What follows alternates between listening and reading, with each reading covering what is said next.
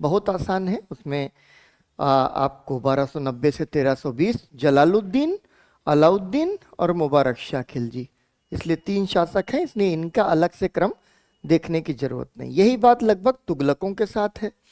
उसमें सैयद में भी नहीं देखना, एक ही शासक है खिजर खान, और फिर लोदी है बहलोल, सिकंदर और अब्राहम लोदी। इसको थोड़ा सा ख्याल कर लीजिएगा क्योंकि अंतिम लोदी शासन और उसके बाद में मुगल साम्राज्य का उदय। ठीक है, अब इसके साथ साथ आपको जो एक और चीज देखनी है कि मामलूक शासन यानी गुलाम वंश, खिलजी शासन और खिलजियों के बाद तुगलक, तुगलक के बाद सैयद और सैयद के बाद लोदी। इस क्रम को एक बार थोड़ा सा दिमाग में आपको रखना है कि दिल्ली सल्तनत के निम्न राजवंशों को पहले से बाद के क्रम में लगाइए। इस तरीके की चीज आपको देख लेनी चाहिए। ठीक है, अब हम लोग आ जाते हैं अगले बहुत ही महत्वपूर्ण राजवंश की ओर, जो है खिलजी। कल हमने देखा था कि किस तरह से बलबन के शासनकाल तक आते आते दिल्ली सल्तनत जो है उसमें स्थायित्व आ गया था। अब वो कोई कमजोर सल्तनत नहीं थी, उसकी एक अर्थव्यवस्था थी, उसकी एक सैन्य व्यवस्था थी, उसकी प्रशासनिक व्यवस्था थी, और तमाम सारे जो महत्वपूर्ण आयाम होते हैं किसी भी राज्य के, वो उसके पास थे। ठीक है, अब देखो सबसे पहली चीज जो आप अपने हैंडआउट से देखिए कि मूल रूप से ऐसा माना जाता है कि ये गजनी या अफगानिस्तान के रहने वाले थे, लेकिन तुर्की या गैर तुर्की मूल से उनके वंशज होने का सवाल इतिहासकारों के बीच में बहस का विषय है।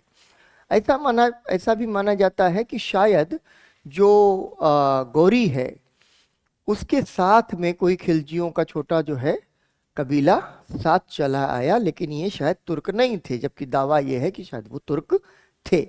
ठीक है, और उसके पहले ये गजनवी सेना का हिस्सा थे और बाद में गोरियों से जुड़ गए थे। अब देखो दिल्ली में कभी पहचान नहीं मिली, वो कहाँ चले गए थे? बंगाल। जब हम पढ़ रहे थे हम लोग तो गोरियों के समय में वो बंगाल चले गए थे बख्तियार खिलजी। अब खिलजी इल्तुतमिश से लेकर बलबन तक के शासन काल में ये सैनिकों के रूप में कार्यरत थे।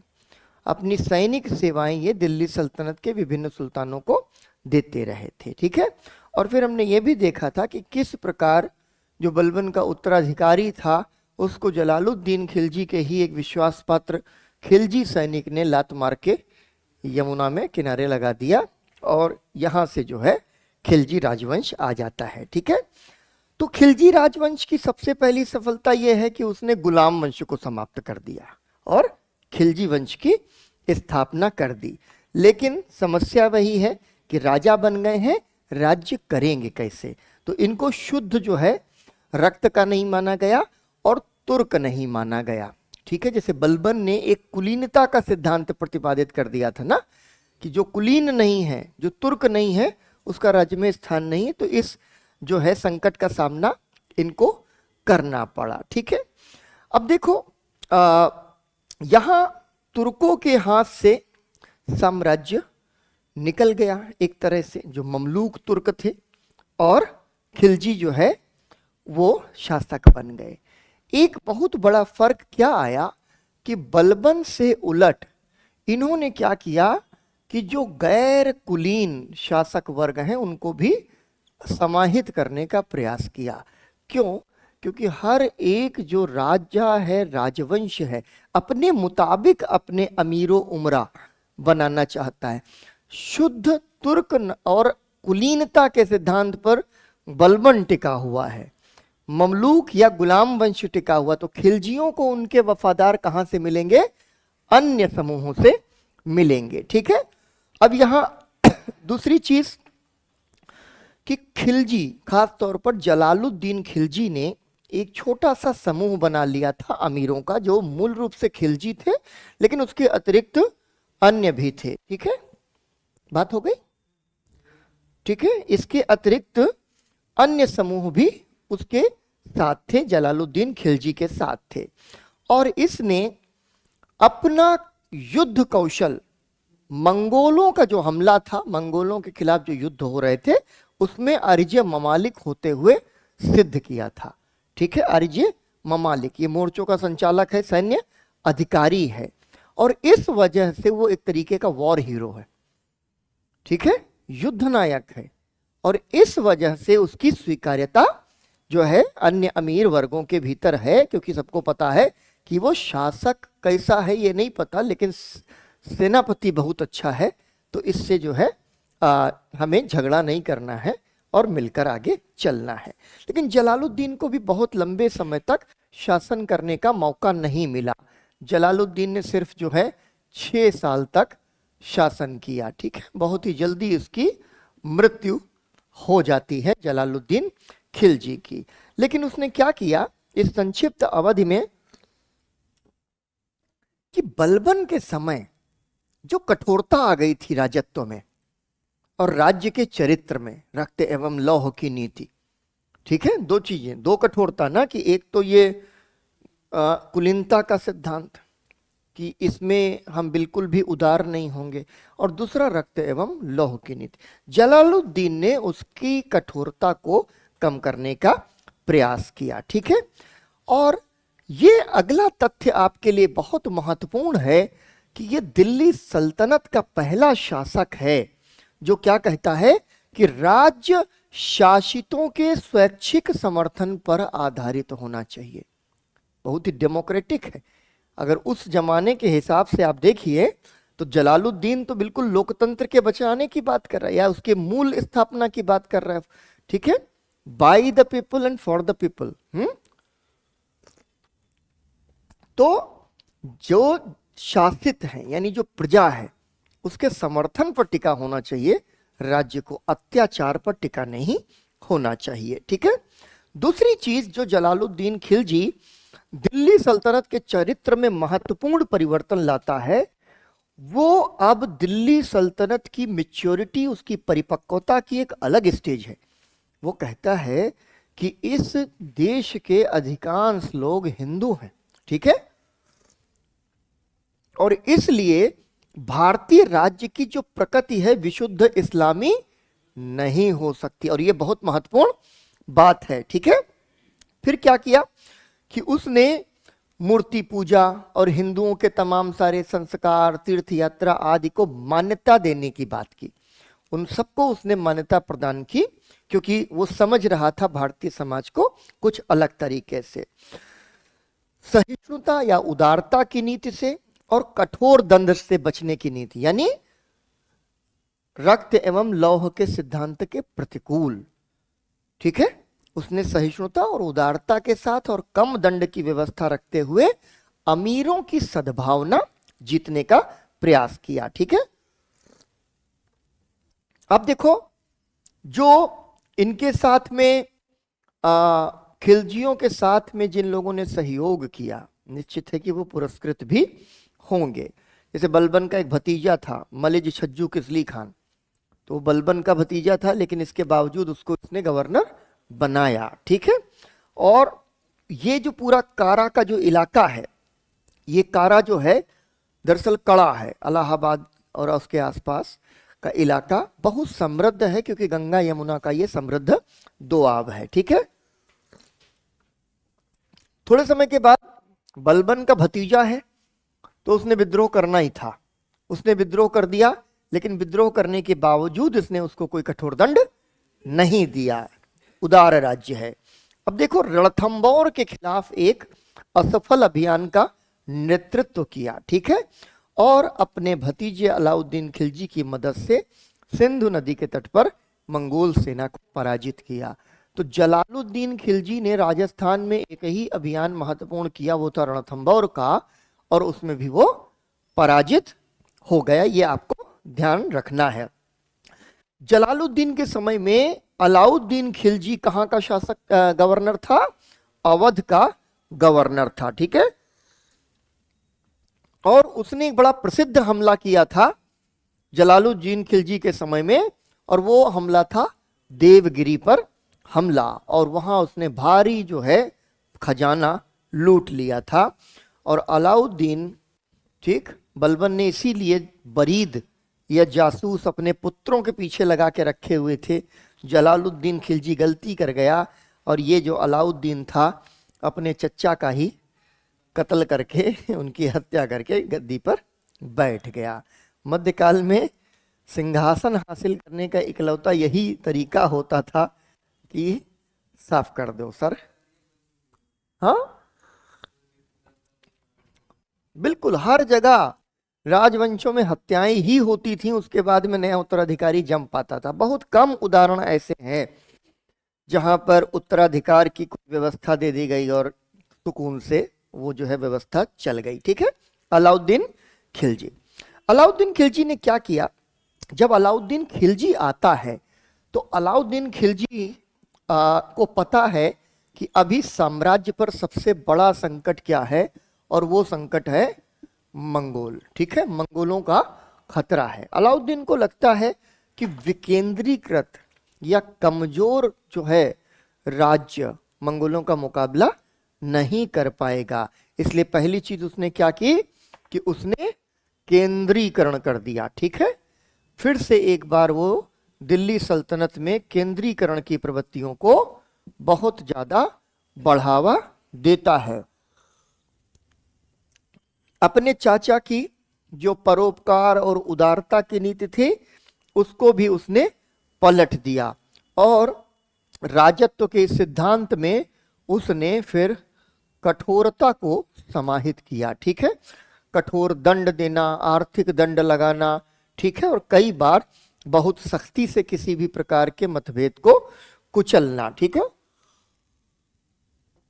अब इसने क्या किया कि लगभग अपना जो राजत्व था वो बलबन के राजत्व की तरह विकसित किया कि आतंक के आधार पर राज्य का निर्माण होना चाहिए और सरकार की या राजा की या शासक की जो प्रतिष्ठा है वो एकदम देवता तुल्य होनी चाहिए, भगवान की छाया मानना चाहिए बाकी सभी लोगों को। ठीक है, अब अलाउद्दीन का मानना था कि राज्य प्रशासन से संबंधित जो मामले हैं वो शरीयत के नियमों और आदेशों से स्वतंत्र है। अब देखिए क्या है इसका मतलब कि जो राज्य का मामला है और प्रशासन से संबंध का मामला है उसमें शरीयत को ज्यादा हस्तक्षेप हम नहीं करने दे सकते।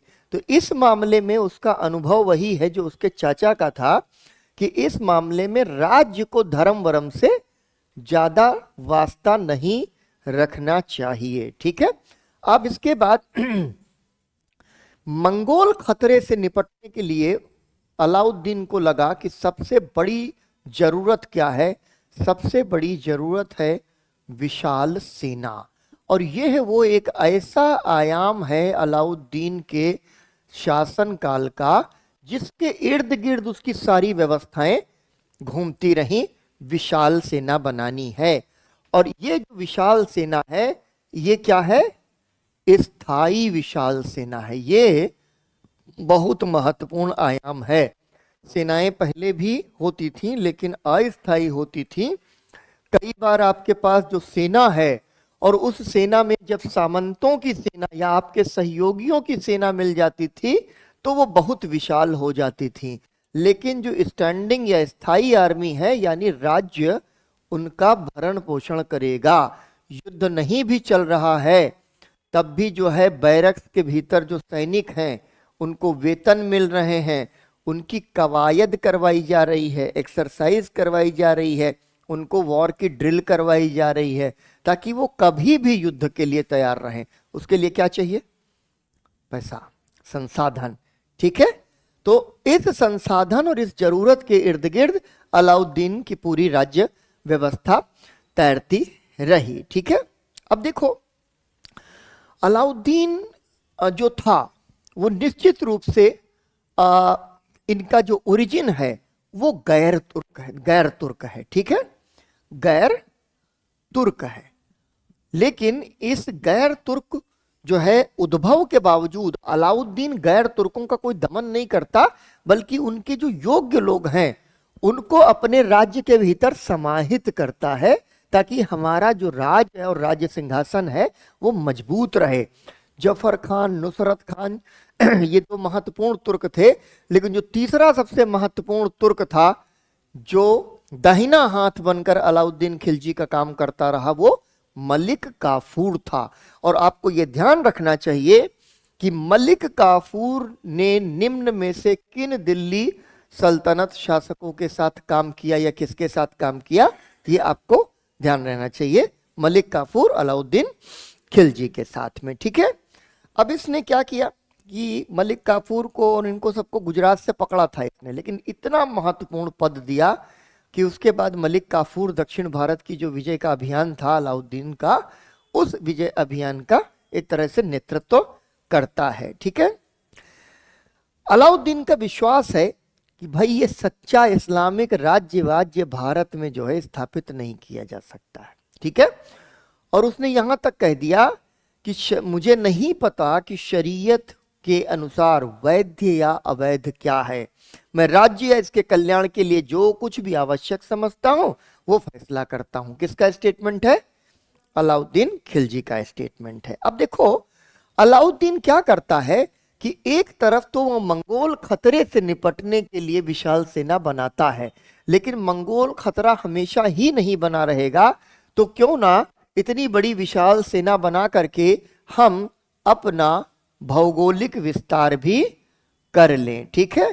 तो इसलिए अलाउद्दीन ऐसा पहला शासक है दिल्ली सल्तनत का जो दिल्ली और उसके इर्द गिर्द के जो इलाके थे, स्वाभाविक रूप से जो उत्तर भारतीय चरित्र था दिल्ली सल्तनत का, उसको खत्म करके विस्तार करने का प्रयास करता है। इसको आप लोग देख लीजिए, ठीक है। और ये इतना विशाल कर देता है कि लगभग समूचा भारतीय उपमहाद्वीप दिल्ली सल्तनत का एक समय हिस्सा बन जाता है, दक्षिण के कुछ हिस्सों को छोड़कर, ठीक है। अब देखो इसके दो सेनापति हैं, नुसरत खान और उलूग खान। उलूग लिखो, उलूग खान। इनको गुजरात के सोलंकी शासक रायकरण के खिलाफ एक अभियान का नेतृत्व करने के लिए नियुक्त किया। और फिर इस दौरान इन्होंने सोमनाथ मंदिर एवं अन्य प्रमुख मंदिरों और मठों को लूटा। और अलाउद्दीन ने जो रायकरण की पत्नी थी मुख्य रानी कमला देवी, उनसे विवाह भी कर लिया। महत्वपूर्ण क्या है कि जब भी हम सोमनाथ पर हमले की बात करते हैं हमको गजनवी याद रहता है, लेकिन दिल्ली सल्तनत के भीतर अलाउद्दीन के शासनकाल में भी सोमनाथ के मंदिर को लूटा गया। 1299 में उसने रणथंभौर के खिलाफ एक मार्च किया, क्योंकि पहले जलालुद्दीन खिलजी वहां पर असफल हो गया था और इस समय रणथंभौर जो था वो हमीर देव के संरक्षण में था। 6 महीना तक इन्होंने किलेबंदी की और अंत में राजपूतों को हार माननी पड़ी। लेकिन ये अलाउद्दीन का रणथंभौर घेरा था, जिसकी वजह से रणथंभौर के भीतर जो राजपूतों की पत्नियां और उनके परिवार की महिलाएं थीं, उन्होंने जौहर किया। ये आपको ध्यान रखना है, ठीक है। और हमीर देव इस युद्ध में मारे गए। 1303 में भी एक अन्य महत्वपूर्ण अभियान अलाउद्दीन करता है, जब चित्तौड़गढ़ का जो किला है उस पर उसने कब्जा कर लिया। और वो किसके शासनकाल में है ये आपको जरूर ध्यान रखना है। गहलोत शासक रतन सिंह के अधीन है, ठीक है। और उसने खिज्र खान को यहाँ का गवर्नर नियुक्त कर दिया और खिजराबाद उसका नाम दे दिया, ठीक है। 1305 में अलाउद्दीन द्वारा प्रतिनियुक्त ऐनुल मुल्क मुल्तानी ने मालवा को जीत लिया। मालवा बहुत ही उर्वर इलाका है, तो राज्य के संसाधनों में गुजरात, मालवा जो है आर्थिक दृष्टि से बेहद महत्वपूर्ण हो गए। रणथंभौर और चित्तौड़ सामरिक और सैन्य दृष्टि से बहुत महत्वपूर्ण हो गए, ठीक है। फिर 1308 में सिवाना का किला भी उसने जीत लिया। 1311 में जालौर पहुंच गया, ठीक है। और जालौर पर उस समय शासन कौन कर रहा है? चहमान या चौहान शासक कान्हा देव, ठीक है। कान्हा देव वहां पर शासन कर रहे हैं। और कान्हा देव और उनके बेटे इस युद्ध में मारे गए। बहुत महत्वपूर्ण तथ्य है कि अलाउद्दीन के दक्षिण भारतीय अभियान का विस्तृत वर्णन निम्न में से कौन सा ग्रंथ करता है? खजाइनुल फुतुह, ठीक है, अमीर खुसरो का यह ग्रंथ है, जिसमें अमीर खुसरो ये बताता है कि कैसे दक्षिण भारत की विजय अलाउद्दीन के समय में हुई। 1308 में अलाउद्दीन ने दूसरी बार देवगिरी की घेराबंदी कर दी, क्योंकि यादव राजा, ठीक है, यादव महत्वपूर्ण है, यादव राजा रामचंद्र ने 1296 में जलालुद्दीन के शासनकाल के दौरान अलाउद्दीन द्वारा किए गए पहले छापे के समय वार्षिक पेशकश अर्पित करने का वादा किया था, और जो उसने बाद में वादा पूरा नहीं किया, ठीक है। अलप खान या अल्प खान के हाथ में कमान थी एक हिस्से की, जिसने यादव साम्राज्य में कर्ण रियासत पर आक्रमण किया। पढ़ लेना है अभी, केवल जहां इंपॉर्टेंट चीज होगी हम मार्क करवाएंगे। फिर वाघेला राजकुमारी थी देवल देवी, उनको गिरफ्तार कर लिया और खिज्र खान से शादी कर दी गई बाद में, ठीक है। दूसरी एक टुकड़ी जो थी उसकी कमान मलिक काफूर के हाथ में थी, और मलिक काफूर ने देवगिरी पर अंततः कब्जा करने में सफलता प्राप्त कर ली। और ये जो रामचंद्र थे ये सल्तनत के मतलब एक तरीके से अलाउद्दीन के लिए जागीरदार बनने पर सहमत हो गए, और जागीरदारी हालांकि व्यवस्था बाद में आती है मुगलों के द्वारा, लेकिन वो इक्तादार, ठीक है, बनने पर सहमत हो गए। और अन्य हिस्सों पर दक्षिण भारत में जो हमले करने थे उसमें मलिक काफूर की इन्होंने सहायता की। तो ये महत्वपूर्ण हमले थे। अब आपको ध्यान क्या है, सवाल किस तरह से बनता है कि अगर बहुत कठिन सवाल बने तो दक्षिण भारतीय अभियान के तहत निम्न में से किन शासकों को पराजित किया था, इस तरह का एक प्रश्न आ सकता है आपके लिए, जो आपको दिमाग में रखना है। इसके बाद ये पहुंच जाता है वारंगल, ठीक है, वारंगल, और काकतीय की सीमा पर एक किला जीत लेता है, ठीक है। 1 महीना घेराबंदी करता है, और फिर काकतीय शासक प्रताप रुद्र ने एक युद्ध विराम की पेशकश इसको दे दी, और कहा कि हम दिल्ली में वार्षिक आपको पेशकश भेजते रहेंगे, और फिर आक्रमणकारियों को भी ठीक ठाक पैसा इसने दिया। और उसके बाद काफूर होयसल राजधानी द्वार समुद्र को घेर लेता है। तो आप देख रहे हैं यादव भी हैं, काकतीय भी हैं, होयसल भी हैं, और ये महत्वपूर्ण राज्य रहे। तो अभी होयसल राजधानी जो है पहुंच जाता है समुद्र को, द्वार समुद्र, उसको ये घेर लेता है, यानी होयसलों पर भी इसने हमला किया। शासक कौन है? बल्लाल तृतीय, ठीक है, बल्लाल तृतीय, उसको हराकर आत्मसमर्पण करवा दिया। ये भी जो है दिल्ली सल्तनत को पेशकश देने पर सहमत हो गए, और भारी मात्रा में इन्होंने धन दिया, घोड़े दिए और हाथी दिए, ठीक है। होयसलों को भी अपने अधीन करने के बाद जो मलिक काफूर है वो नहीं माना, और तमिलनाडु यानी एकदम दक्षिण प्रादीपीय हिस्से के आखिरी छोर पर पांड्य साम्राज्य, ठीक है, पांड्य साम्राज्य, इसको मुस्लिम इतिवृत्तों में माबार कहा जाता है, इसको आपको ध्यान रखना है, माबार, वहां आक्रमण किया, और मदुरई जो उनकी राजधानी होती थी उस पर भी इन्होंने कई जगहों पर छापे मारे। तो आप ये देख सकते हैं कि यहां पर अगर हम साम्राज्य विस्तार के दृष्टिकोण से देखें तो कोई इलाका भारतीय उपमहाद्वीप का ऐसा नहीं बचा जहां जो है अलाउद्दीन खिलजी की सेनाएं ना पहुंच गई हों। दिल्ली को इसने केंद्र बनाया, मालवा जीता, दिल्ली को केंद्र बनाया, गुजरात जीता, ये सब इलाके पहले से ही दिल्ली सल्तनत के अंतर्गत हैं, ठीक है। उसके बाद खिलजी और बंगाल, ठीक है, तक ये पहुंच गया, और उसके बाद जब ये दक्कन में गया तो दक्कन में ऊपर से उतरते हुए नीचे तक जो है इसने मलाबा तक के पूरे इलाके को एक समय में लगभग कब्जे में लिया, जिसमें अपवाद स्वरूप छोटे छोटे राज्य बाहर रह गए। तो बहुत ही विशाल साम्राज्य की इसने स्थापना कर दी। अब देखिए, इसने मंगोल खतरे से जो जरूरत उत्पन्न हुई थी विशाल और स्थायी सेना रखने की, उसका इस्तेमाल दिल्ली सल्तनत के भौगोलिक विस्तार में कर लिया। लेकिन इतनी बड़ी सेना रखेगा कैसे? तो कृषि और बाजार सुधार बहुत ही महत्वपूर्ण है, उसके कृषि और बाजार सुधार। एक तरीके से उसने पूरी दिल्ली सल्तनत का आंतरिक पुनर्गठन किया है, आंतरिक पुनर्गठन उसने कर दिया है। और इसमें क्या है कि दिल्ली और दोआब के आसपास के जो इलाके थे उसमें भी नगदी के बदले अपने सैनिकों को इक्ता नहीं देने का फैसला किया। अब इस चीज को थोड़ा सा समझ लीजिए कि दोआब की जो भूमि है, दोआब की भूमि बहुत उर्वर है, जहां से बहुत राजस्व मिलता है। लेकिन जब वही भूमि, तुमको याद होगा ना, इल्तुतमिश के समय से वही भूमि की सबसे ज्यादा मांग है।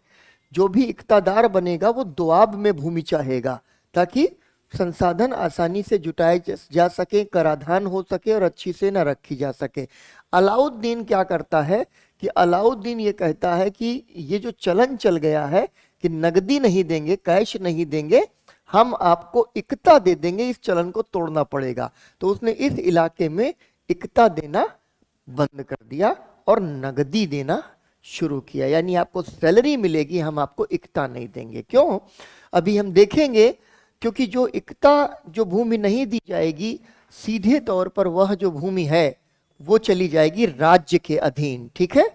और जो राज्य है वो इस भूमि को प्रत्यक्ष नियंत्रण में रखेगा और बिना किसी बिचौलिए के यहां से जो राजस्व प्राप्त होगा राज्य के हाथ में जाएगा। तो राज्य के पास संसाधन बने रहें, इसके लिए ये कोशिश करता है।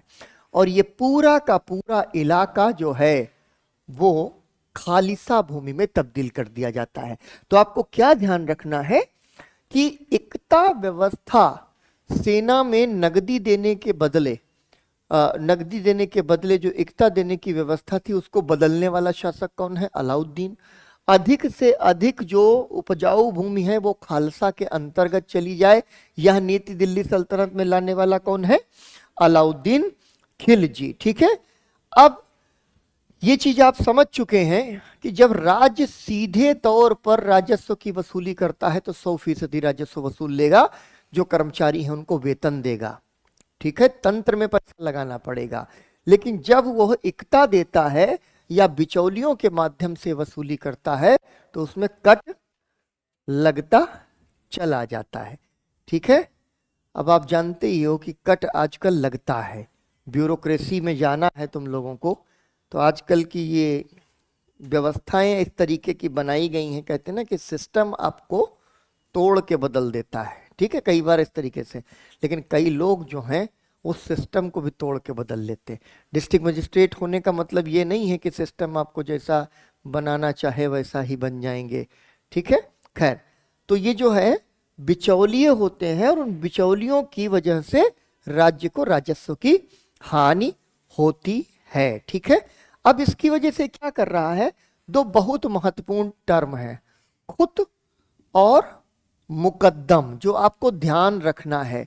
ये खुत और मुकद्दम ग्रामीण व्यवस्था के मुखिया जैसे हैं, और राज्य के बाद में इक्तादार आमतौर पर गांव से जो राजस्व की वसूली होती थी वो खुद मुकद्दम और चौधरियों को दे देते थे,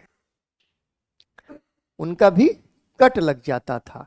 तो यहां अलाउद्दीन ने इनको भी जो है ना समाप्त करने का प्रयास किया, उनके महत्व को समाप्त करने का प्रयास किया, क्योंकि ये राज्य और किसान के बीच में बिचौलिए की तरह आते थे, ठीक है, इंटरमीडियरी की तरह आते थे। अब इसने क्या किया? देखा कि खूब धर्मार्थ जमीनें दी गई हैं, खूब धर्मार्थ, तो इसने क्या किया? धर्मार्थ जमीनों को वापस लेकर के खालसा में डाल दिया, खालिसा भूमि के अंदर उन जमीनों को भी डाल दिया। उसने कहा कि धर्म कर्म का काम बाद में करेंगे, पहले मंगोल खतरे से निपटना है, ठीक है। अब देखो, उत्तरी भारत का बड़ा हिस्सा जो था उसमें इसने जो भू राजस्व की जो व्यवस्था बनाई, उस भू राजस्व की व्यवस्था में जो खिराज है, ठीक है, खिराज एक तरीके का समझ लो ये इस्लाम या जो है मुसलमानों पर लगने वाला जो कर है, अलाउद्दीन के समय ये बहुत ऊपर पहुंच गया। लगभग 50% हिस्सा ये कृषि उपज का कर के रूप में ले लेता था, क्योंकि इसको पैसा चाहिए था। ठीक है, बस इसने क्या किया कि मवेशियों के ऊपर चराई कर राज्य लगाता था, जिसको चराई कहते थे।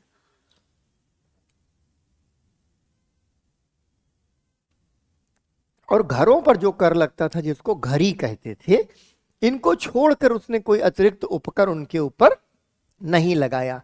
ये चरई और घरी दोनों पारंपरिक किस्म के टैक्स थे, उसको उसने चालू रखा, लेकिन कोई नया टैक्स उनके ऊपर नहीं लगाया। ठीक है, भू राजस्व की जो गणना है वो वस्तु के रूप में की जाती थी, लेकिन नगद में मांग की जाती थी। इसका मतलब क्या हुआ कि जो भू राजस्व है उसका माप जो है वो तो वस्तु के रूप में कर रहे हैं, तौल कि 20 कुंटल 50 कुंटल, लेकिन अनाज नहीं लेंगे, आप नगदी देंगे।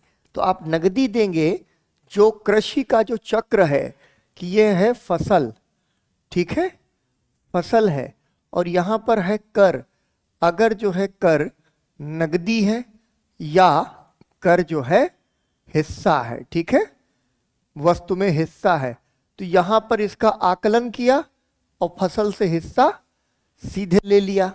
राज्य यह करते रहे, लेकिन इसने कहा कि मुझे नगदी चाहिए, तो किसान को क्या करना पड़ेगा। यहां पर एक चीज और आ गई, क्या आ गई, बिल्कुल यहां पे बाजार आ गई, बाजार में बेच करके वो नगदी के तौर पर कर को चुकाएगा। ठीक है, सो इसने क्या किया कि नगदी में मांग कर दी, और फिर स्थानीय मंडियों का महत्व बढ़ गया अन्न और अन्य कृषि उत्पादों के दृष्टिकोण से। और इस चीज ने अपरोक्ष रूप से क्या किया, दो काम किए। राज्य के हिस्से में क्या आया, नगदी, ठीक है, और बाजार के हिस्से में क्या आया, अनाज। और ये बाजार व्यवस्था के अंदर अनाज मंडियों में इसने जो खाद्यान्न थे उनकी आपूर्ति का सुचारू मॉडल बना दिया। ठीक है, अब देखो यहां पर पूरे राजस्व विभाग को नियंत्रित करने के लिए अलाउद्दीन ने एक नया विभाग बनाया, जिसका नाम था, टिक करो, दीवाने मुस्तखराज। कौन है, राजस्व विभाग को नियंत्रित करने के लिए एक अलग जो है विभाग ही बना दिया। क्यों, क्योंकि भैया राजस्व विभाग में अगर घपला हो गया तो राज्य का नुकसान होगा। अब आ जाइए बाजार नियंत्रण पर। अब बाजार नियंत्रण की जो व्यवस्था है, ठीक है, उसको थोड़ा सा हम समझ लें। बाजार नियंत्रण क्यों क्यों करना चाहता है, ये तो आपके लिए स्पष्ट है कि एक बहुत बड़ी सेना उसको रखनी है, और सेना की आपूर्ति की जरूरत जो है, पूरा जरूरत को पूरा करने के लिए वो चाहता है कि जो बाजार हैं उनमें मूल नियंत्रण हो, मूल्य नियंत्रण स्थापित हो जाए। हमने देखा कि बाजार का एक क्रम तो यहां से है, कैसे आपूर्ति को सुनिश्चित कर रहा है, और आपूर्ति के बाद में बाजार से जो बिक्री है उसका मूल्य नियंत्रण करने का जो प्रयास है, वो पूरे मध्यकालीन भारत के भीतर और दुनिया के भी भीतर बड़ा अनोखा किस्म का ये प्रयोग है। ठीक है, पहली चीज कि विनियमित कीमतें, यानी राज्य जो दर तय कर देगा उसी दर पर जो है सामान बेचा जाएगा। बाजार नियंत्रक कौन थे, टर्मिनोलॉजी बहुत इंपॉर्टेंट है, इसको लिख लीजिए। शहनाए मंडी बाजार के ये नियंत्रक हैं, जिनको कह रहे हैं शहनाए मंडी। और शहनाए मंडी ठीक से काम कर रहे हैं या नहीं कर रहे हैं, इसके लिए भाई जासूस लगे हुए हैं, जिनको कहा जाता है बरीद। और इसके साथ साथ बरीद तो ऐसे जासूस हैं जो कभी कभी पहचाने भी जाते हैं कि पता चला, हमको पता चल गया है कि प्रद्युम्न जो है जासूस है, तो ये बात महकमे में फैल गई है कि भाई प्रद्युम्न जासूसी करता है, सब लोग इससे थोड़ा बच के रहेंगे। लेकिन हम लोगों को ये एहसास भी नहीं होगा कि रिंकी जो है गुप्त जासूस है।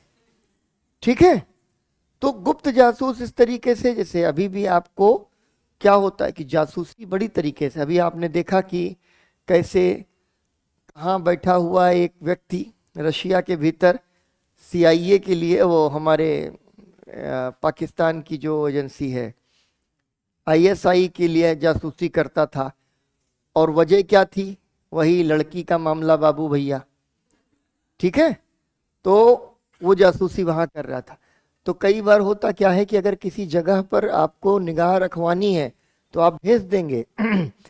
अब ये तो फिर अब प्रद्युम्न जो है डिस्ट्रिक्ट मजिस्ट्रेट बना दिया जाए, अभी इसको जासूस बनाया था, तो ये प्रद्युम्न जो है क्या करेगा, सुमित से कहेगा कि तुम सामने जाओ और रिक्शा चलाओ, ये दिन भर सवारी वहीं ढूंढते रहेंगे, आके आदमी पूछेगा चलोगे भैया, बोले ना, क्योंकि हमको तो यही काम है, रिक्शे पे लेटे लेटे बस निगाह रखनी है। तो खैर, तो ये जो गुप्त जासूस है, मतलब जासूस और गुप्त जासूस ये हैं कि भेष बदल के बैठे रहेंगे। तो ये उनको क्या कहते थे? मुहियान। ठीक है, मुहियान। ये टर्मिनोलॉजी जरूर आप अलाउद्दीन के समय के बाजार व्यवस्था से संबंधित याद रखिएगा।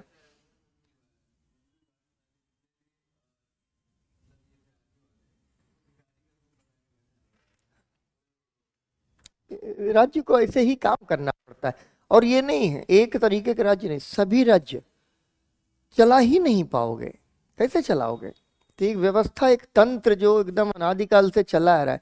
जब से तुम व्यवस्थित इतिहास पढ़ रहे हो तुम्हारे मौर्यों के समय से, और अभी तक तुम देख रहे हो ये हर जगह एजेंट है। ठीक है, चलो, तो इनसे क्या करता था कि ये जो मुरीद हैं, ये बरीद हैं और मुन्हियानान हैं, इनसे सबसे जो है पर्सनल इंफॉर्मेशन ये लेता रहता था।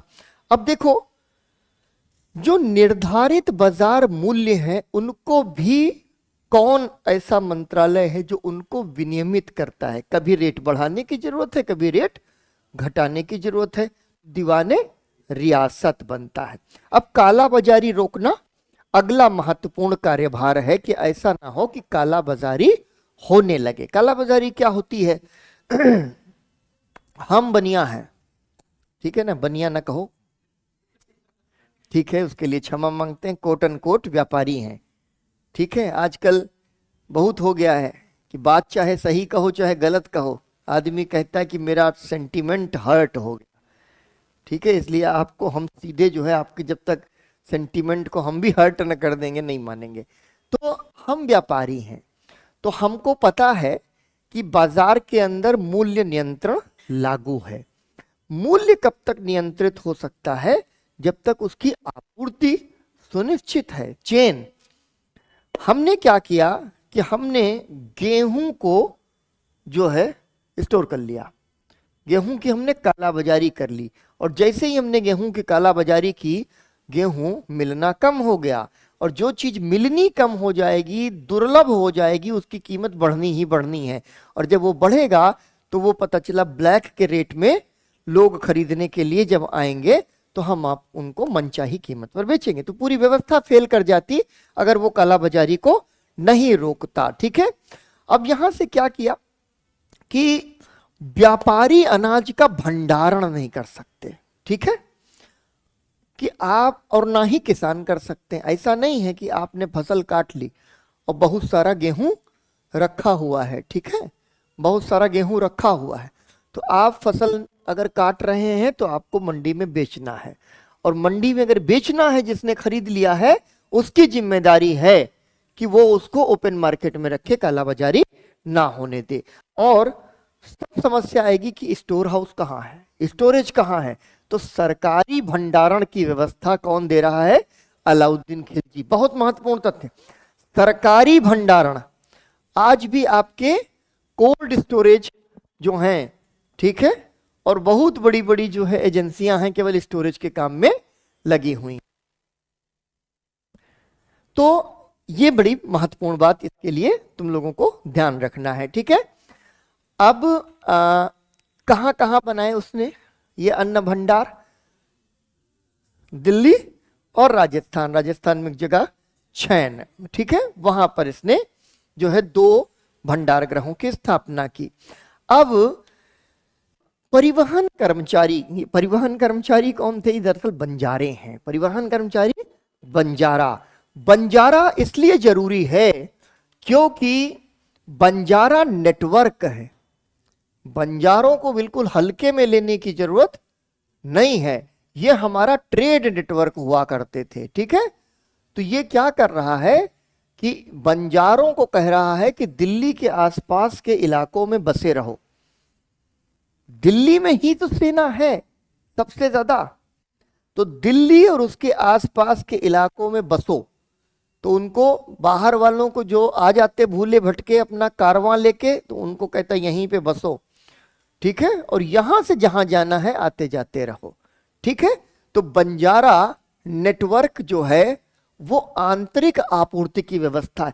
बाजार नियंत्रण बहुत महत्वपूर्ण चीज है, इसलिए इस पर आपको ध्यान से समझना है। तो बंजारा नेटवर्क को भी वो इंश्योर कर रहा है, दिमाग से चल रहा है बहुत, कि ये जो है आंतरिक व्यापार, क्योंकि जरूरी नहीं है कि दलहन का उत्पादन दिल्ली के आसपास के इलाकों में हो, तो जो दलहन के उत्पादन के दूर दराज के इलाके हैं वहां से आपूर्ति बंजारे करेंगे, ठीक है।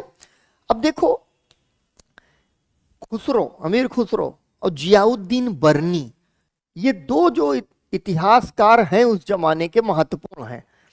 बर्नी जो है ना, बर्नी और बर्निंग, उसमें बहुत फर्क नहीं है। बर्नी और बर्निंग, बर्निंग का मतलब है जलना।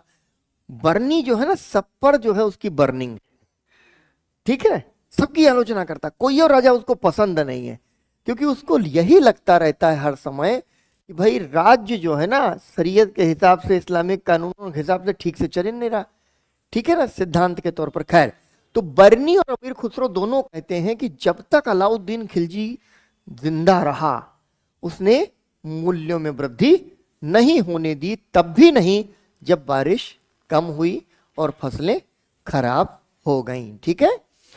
अब देखो, एक चीज तो बच गई थी कि जो व्यापारी हैं वो अनाज तौल रहे हैं, कम पैसों में करेंगे, अनाज देंगे तो घटतौली कर देंगे। घटतौली में क्या हमारे कहते थे, डाणी मार देंगे। डाणी मार देंगे का मतलब ये है, ऐसे तराजू पकड़ जाता था ना, जब तुम ऐसे तराजू के तौल को लोगे तो कांटा जो है या तो इधर जाएगा तो तुम समझ जाओगे कम है, इधर जाएगा तो ज्यादा है, अगर मान लो कि इधर की तरफ तुम्हारा वजन है, ठीक है। लेकिन अगर हम इसको डाणी को ऐसे कर दें, ठीक है, खट से ऐसे करें तो डाणी को हम लेते हैं। दूसरी चीज क्या होती थी कि नीचे पलड़े के पीछे चुंबक उम्बक लगा दिया जाता था कि पता चला हमको 1 किलो बजाय 800 ग्राम हम तौल के दे दे। उसके ऊपर भी नियंत्रण करने की कोशिशें हुई, कठोर सजा। घटतौली ना डाणी मारने की कठोर सजा अलाउद्दीन खिलजी देता है। दिल्ली में उसने 3 बाजार बनाए, इसको देख लो।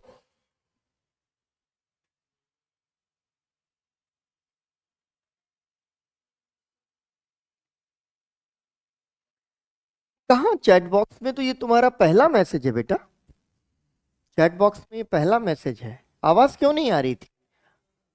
कोई प्रॉब्लम थी वहां से? नहीं, यहां इस सिस्टम, तुम्हारे सिस्टम से प्रॉब्लम थी या यहां मेरे पास से? तो बेटा वहां पीछे जो है उनकी सेटिंग से प्रॉब्लम थी, तो मुझे लगा ही नहीं कि यहां आवाज तुम तक नहीं पहुंच रही थी, ठीक है। चलो, तो 3 बाजार उन्होंने स्थापित किए दिल्ली के भीतर। आपको ध्यान रखना है कि इस बाजार व्यवस्था के अंदर जो 3 बाजार हैं वो किस किस चीज के हैं, क्योंकि ये प्रश्न बनता है, ठीक है ना। अच्छा ठीक है, तुमको 10 मिनट वाला जो पोर्शन है ना जो छूटेगा वो मैं किसी दिन तुमको समझा दूंगा, ठीक है। तो मुझे बता देना, एक बार पूरी क्लास पढ़ लो, जहां पर जो मैं बोर्ड पे लिख रहा हूं वो मैं तुमको अलग से समझा दूंगा, ठीक। तो यहां पर क्या है कि 3 अलग अलग तरीके के बाजार हैं। अब इसमें भी देखिए खेल है। पहली चीज आपको क्या देखनी है कि अलाउद्दीन ने दिल्ली में 3 बाजार बनाए हैं, तो वो 3 बाजार किन चीजों के हैं? पहला, खाद्यान्न के लिए, सबसे जरूरी चीज थी कि खाद्यान्न के लिए। लेकिन आदमी सिर्फ खाता नहीं है, पहनता भी है, ठीक है। तो दूसरा जो है वो क्या था, उसके लिए कपड़ों के लिए, कि जो भांति भांति के कपड़े हैं वो सब वहां बिकेंगे और महंगी वस्तुएं वहां पर बिका करेंगी, जैसे चीनी लाओ, घी लाओ, तेल लाओ, मेवे लाओ। अब ये जो चीजें हैं आज हमको लगता है कि नहीं, ग्रोसरी शॉप में अलग नहीं है, लेकिन ये बड़ी अलग चीजें हैं। अनाज हर कोई खरीदता है, लेकिन देशी घी हर कोई नहीं खरीदता है। इसी तरीके से चीनी आज हमको लगता है कि सबके जीवन का हिस्सा है, लेकिन चीनी पहले बहुत कॉमन नहीं थी, क्योंकि अभी हम चाय नहीं पीते थे। इस बात का ध्यान रखना है, चाय अभी हम नहीं पी रहे हैं, हमको चाय पता ही नहीं क्या, वो तो अंग्रेज लाएंगे बाद में। तो रोज जो है, और दूध जो है, लोग आम तौर पर दूध खा लेते थे खांड वगैरह के साथ में, इसलिए उनको उसकी जरूरत नहीं लगती थी। तो थोड़ी महंगी वस्तुएं, कपड़े और चीनी घी तेल जैसी महंगी वस्तुएं। और तीसरा जो है वो एक तरीके से हम कहें तो घोड़ों की, हाँ, या मवेशियों की जो मार्केट है वो है, कि हमको घोड़ा खरीदना है तो घोड़ा खरीद लें, जानवर खरीदना है तो जानवर खरीद लें दूसरी तरीके के। और तीसरी चीज है कि दासों की भी बाजार लगा करती थी। दास व्यापार, कभी तुम लोग ऐसे ही जब बात करो ना, तो दुनिया में सोचो तुम, जहां कैटल बिक रहा है, जहां पर मवेशी बिक रहे हैं, घोड़े बिक रहे हैं, वहीं पर हम भी खड़े हाथ लिए कि किसी की नजर पड़ जाए हमारे ऊपर, ठीक है, कोई खरीद ले। और या कोई दूसरे प्रकृति का आदमी होगा तो कहेगा भगवान किसी की नजर ना पड़े, जैसे हैं वैसे ही ठीक है ना। चलो, तो अभी क्या हुआ कि बाजार नियंत्रण और बाजार के प्रशासन के लिए नियम बनाए गए, और उन नियमों को क्या कहा गया, जबावित। बहुत ही महत्वपूर्ण टर्म है, आपको ध्यान रखना है। जबावित क्या है, सीधा प्रश्न आपसे पूछा जा सकता है। उसके बाद अलाउद्दीन ने 7 नियम जारी किए, जिन्हें बाजार नियंत्रण के नियम या उपाय माना जाता था। और अनाज लाने वाले व्यापारियों के ऊपर ये सबसे ज्यादा सख्त नियम थे, ठीक है। बाजार अधीक्षकों के माध्यम से रोज ये रिपोर्ट ली जाती थी कि बाजार में कीमतें ऊपर नीचे तो नहीं हुई। कौन लेता था रिपोर्ट, शहनाए मंडी, फिर दीवाने रियासत, कि बाजार और कीमतों को नियंत्रित करने के उद्देश्य से, जिस पर पहले हम लोग चर्चा कर चुके हैं।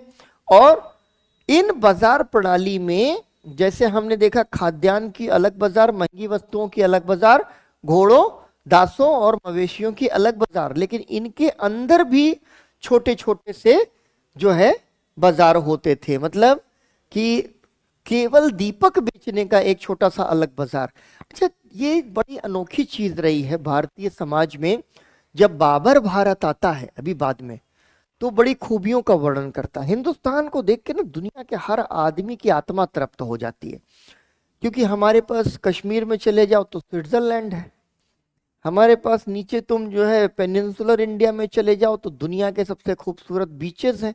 अब ये हम पर है कि हम उनको कितना खूबसूरत बने रहने देंगे।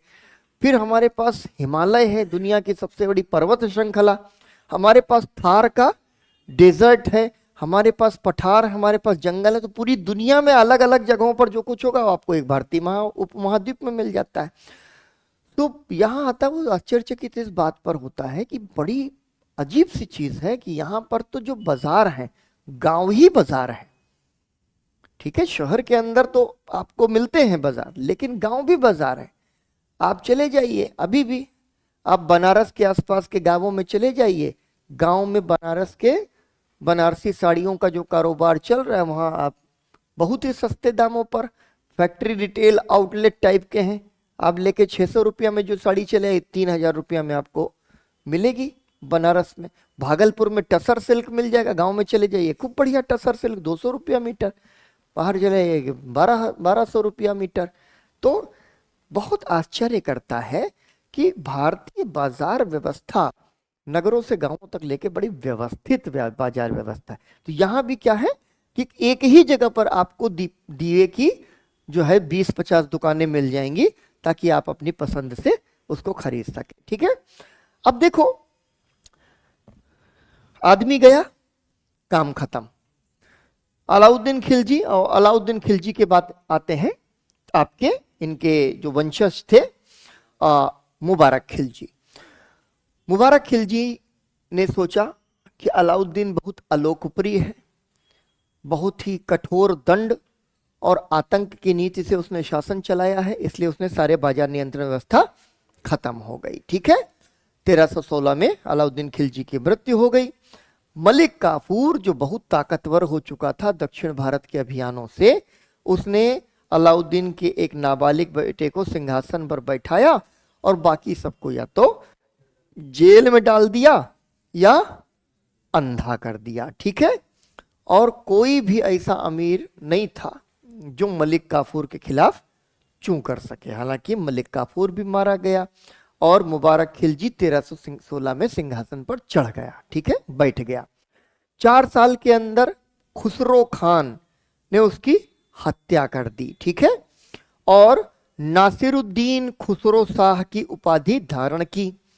उसने निजामुद्दीन औलिया तथा अन्य समर्थकों के बीच में पैसे बांटे और ये कोशिश की कि उनका समर्थन हमें शासक बनने के लिए मिल सके। ठीक है, 2 महीने शासन किया और गयासुद्दीन तुगलक ने खुसरो को निपटा दिया। ठीक है, और यहां से एक नया राजवंश आ जाता है, तुगलक राजवंश। अब यहां आपके लिए क्यों महत्वपूर्ण था ये पैराग्राफ, जो आपको ध्यान रखना चाहिए कि अलाउद्दीन खिलजी और मुबारक खिलजी के बाद भले ही बहुत अल्प समय के लिए, लेकिन खुसरो शाह गद्दी पर बैठा।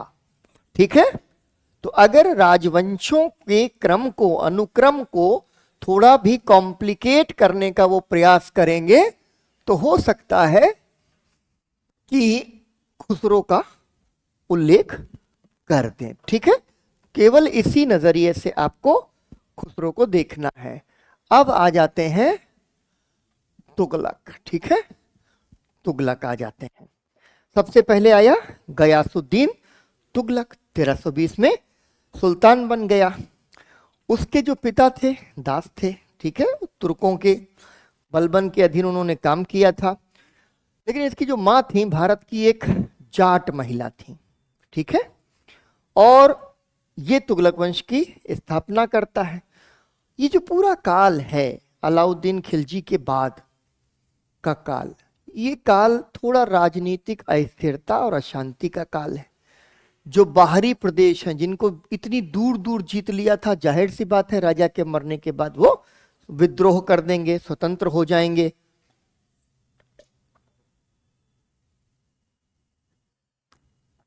और इस काल में जो प्रभाव क्षेत्र था दिल्ली सल्तनत का, वो दिल्ली और उसके आसपास के इलाकों तक ही सीमित रह गया। ठीक है, मूल्य नियंत्रण की प्रणाली समाप्त हो गई।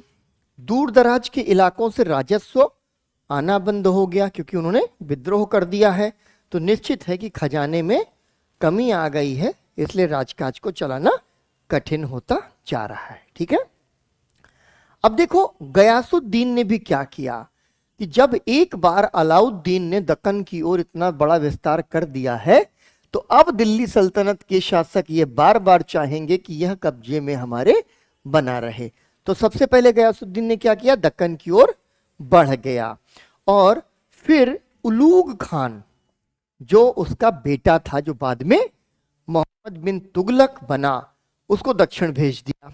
वो वारंगल पहुंच गया, लेकिन दिल्ली सुल्तान की मृत्यु के बारे में तब तक अफवाहें फैल गईं और जो है चीजें थोड़ी अस्त व्यस्त हो गईं। बावजूद इसके मोहम्मद बिन तुगलक ने वारंगल पर फिर अभियान किया और काकतीय शासक प्रताप रुद्र को हरा दिया। विलय के बाद वारंगल का नाम सुल्तानपुर रखा गया। आपको यह ध्यान रखना चाहिए कि मोहम्मद बिन तुगलक ने वारंगल का नाम सुल्तानपुर रख दिया था। दूसरी चीज क्या हुई गयासुद्दीन के समय में, लखनऊती यानी बंगाल, वहां पे एक मुस्लिम अभिजात्य वर्ग था। वहां पर उस मुस्लिम अभिजात्य वर्ग ने विद्रोह को दबाने के लिए गयासुद्दीन को आमंत्रित किया। जब वो दिल्ली से लौट रहा था, ठीक है, तो एक बहुत बड़ा स्टेज बनाया गया। स्टेज ऐसे बनाया गया कि जब स्टेज गिरे तो सीधे इसकी खोपड़ी पे गिर जाए, क्योंकि बाबा का बहुत काम हो चुका, अब राज्य काज हमारे पास में होना चाहिए। ठीक है, अब देखो ये जो है इस पूरे कुशक के अंदर, इस पूरे स्टेज के अंदर ये मारा गया, और ये जो उसका बड़ा बेटा है ये सब देख रहा है खड़ा, सोच रहा है कि पापा के जब प्राण निकल जाए तब हम रोने के लिए जाएंगे। और इसके बाद मोहम्मद बिन तुगलक राजा बन जाता है। अब तुगलक एक अलग किस्म का आदमी, जैसे अलाउद्दीन का आप नाम लेंगे तो आप कह देंगे तुरंत बाजार नियंत्रण की व्यवस्था, जैसे ही आप मोहम्मद बिन तुगलक का नाम लेंगे कहेंगे भैया प्रयोग प्रयोग प्रयोग, ये थॉमस अल्वा एडिसन है हमारे यहाँ के। ठीक है, अब लेकिन ये इसको ध्यान से जब इस पर बात करोगे तो देखोगे कि ये आदमी जितना बदनाम है उतना ही बुद्धिमान भी है। ठीक है, अब देखो उलूग खान, राजकुमार जौना, इन नामों से वो प्रसिद्ध है और लोकप्रिय बहुत है, उसको व्यवहार बनाना आता है। ठीक है ना, अब हमेशा जो है ये प्रशंसा पाता है, इसको खुद उपाधि मिली हुई है, जो इसका एक नाम है उलूग खान, वो उसकी उपाधि है। ठीक है, अब उसके ज्यादातर जो कारनामे थे, हमने अभी देखा कि जब ये राजकुमार है उसी समय में वारंगल में जाकर के हरा देता है काकतियों को, पराजित कर देता, तो इसको युद्ध का राजकाज आता है। लेकिन इस बीच में हुआ क्या, हमने क्या देखा कि खिलजियों का ज्यादातर जो ध्यान है, ठीक है, वो जो खिलजियों का ध्यान है वो कहाँ है, वो है हमारे दक्षिण भारत की ओर। ठीक है, वो हमारे दक्षिण भारत की ओर है। लेकिन काफी समय से ये जो हमारा पश्चिमोत्तर सीमा प्रांत है वो उपेक्षित पड़ा हुआ है। तो जहां दिल्ली से खिलजियों ने यहां दक्षिण की ओर बढ़ने का अधिक प्रयास किया, मोहम्मद बिन तुगलक ने अपना ध्यान पश्चिमोत्तर सीमांत पर जाकर के लगाया।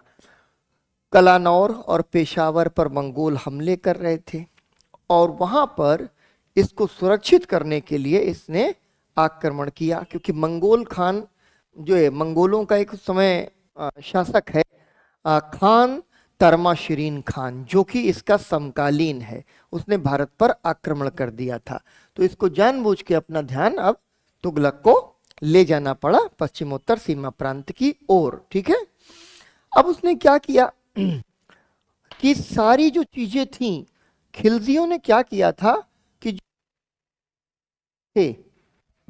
उन दूर दराज के प्रांतों में, हेलो आवाज आ रही है, आ रही है ना, ठीक, तो दूर दराज के जो प्रांतों में उसने असंबद्धता की नीति थी, मतलब आप ऐसा कर सकते हैं कि आप स्वयं को असंबद्ध कर दीजिए, ठीक है, अलग कर दीजिए, लेकिन हम चूंकि इतनी दूर वापस जाकर के और फिर से आपको जीतना नहीं चाहते हैं, हमारे संसाधन हमारी परिस्थितियां हमको इसकी जो है अनुमति नहीं देती हैं, मोहम्मद बिन तुगलक ने इस नीति को पलट दिया। ठीक है, और उसने कहा कि औपचारिक अधीनता स्वीकार करो और पेशकश हमको तुम्हें देनी पड़ेगी। क्यों? क्योंकि अलाउद्दीन खिलजी के बाद से लगातार राज्य कमजोर होता चला गया है, उसके संसाधन घटते चले गए हैं। ठीक है, अब यहां पर क्या हुआ, प्रार्थना, उपवास, जितनी तरीके के ऐसे धार्मिक आदेश दिए गए उनका सबका वो स्वयं पालन करता था, बहुत कठोरता से पालन करता था। मोहम्मद बिन तुगलक के लिए कहा जाता है कि उसका जो पानी है पीने का वो गंगा जी से जाता था, गंगा जल पीता था सिर्फ वो। बहुत ज़्यादा दिलचस्पी रखता है ये धर्म में, दर्शन में, चिकित्सा शास्त्र में, गणित में। एक तरीके का दिल्ली सल्तनत का अगर कोई अकबर है तो वो ये व्यक्ति है। ठीक है, बहुत दिलचस्पी है इसके अंदर। और योगियों के साथ, जोगियों, साधु, संतों, फकीरों के साथ लगे रहता है चर्चा में, जानना चाहता है कि ये कैसे सोचते हैं, दुनिया को कैसे देखते हैं। बहुत इंपॉर्टेंट फैक्ट आपके लिए कि एक जैन विद्वान है जिन प्रभा सूरी, वो उनके साथ इसकी घनिष्ठ मित्रता है। राजा शेखर एक अन्य जैन विद्वान थे जिन्हें सुल्तान का संरक्षण प्राप्त है। अब ये देखिए आप कि परंपरा, जैसे ही दिल्ली सल्तनत अपने पैर टिकाने शुरू करती है वहीं पर आपको यह सारी प्रक्रिया देखने को मिल जाती है। अब आपको प्रश्न हो सकता है जिन प्रभासूरी के ऊपर, दूसरे बर्नी इसको तर्कवादी कहता है कि ये बड़ा तर्कवादी आदमी है, बहुत तर्क करता है। बर्नी गुस्सा रहता है लेकिन इसके बावजूद कहता है कि तर्क बहुत करता है, क्योंकि अगर मान लो जागृति बहुत ज़्यादा सवाल पूछने लगे, ठीक है, तर्क करने लगे, तो पहला आरोप यही लगेगा कि भाई बहुत तर्क करती है। तो एक तरफ तर्क को प्रतिष्ठित करने का काम हुआ, वहीं समाज उसको तर्क को अप्रतिष्ठित करने का भी काम करता रहता है। ठीक है, अब देखो यहां पर अमीरों का जो समूह है उसकी विषमता को मोहम्मद बिन तुगलक समझ रहा था, क्योंकि यहाँ पर जो खिलजियों की जो अवधारणा थी, खासतौर पर अलाउद्दीन की, कि जो वफादार होगा और जो दक्ष होगा हम उसको प्राथमिकता देंगे। ठीक है, अब यहाँ पर क्या है कि मोहम्मद बिन तुगलक ये देख रहा है कि कई बार पेशागत रूप से बेहद सामान्य लोग भी बेहद दक्ष हो सकते हैं और वफादार भी हो सकते हैं। इसलिए जो बलबन के बाद जिस तरीके से खिलजियों ने दिल्ली सल्तनत के स्वरूप और चरित्र और उसके अमीर वर्ग के कॉम्पोजिशन को बदला था, तुगलक इसको एक चरण और आगे ले जाकर स्थापित कर देता है। अब देखो, अजीज खुम्मर एक इसका जो है अमीर है, शराब बनाने वाला था।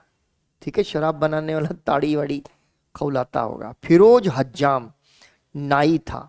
ठीक है, तब्बक एक रसोइया था। लाधा और पीरा माली थे। इनको उच्च पदों पर नियुक्त किया। सवाल क्या बना कि निम्न में से किस दिल्ली सुल्तान के शासक ने, ठीक है, बहुत ही निचले तबके के लोगों को साम्राज्य के उच्च पदों पर नियुक्त किया? कौन है? मोहम्मद बिन तुगलक। इसने विदेशियों को भी संरक्षण दिया और उनको वो कहता था कि ये अजीज हैं, दोस्त लोग हैं हमारे, उनको खूब गिफ्ट वगैरह वो देता था। और उनमें कौन थे? मंगोल थे, अफगान थे और बाकी लोग भी थे। ठीक है, और इन्हें सदाह अमीर कहा जाता था। इसको ध्यान रखो, ये टर्म है सदाह अमीर। मजेदार बात क्या है कि दुश्मन है मंगोल, दोस्ती करो, जब बैठेंगे दो दो जाम लगाए जाएंगे।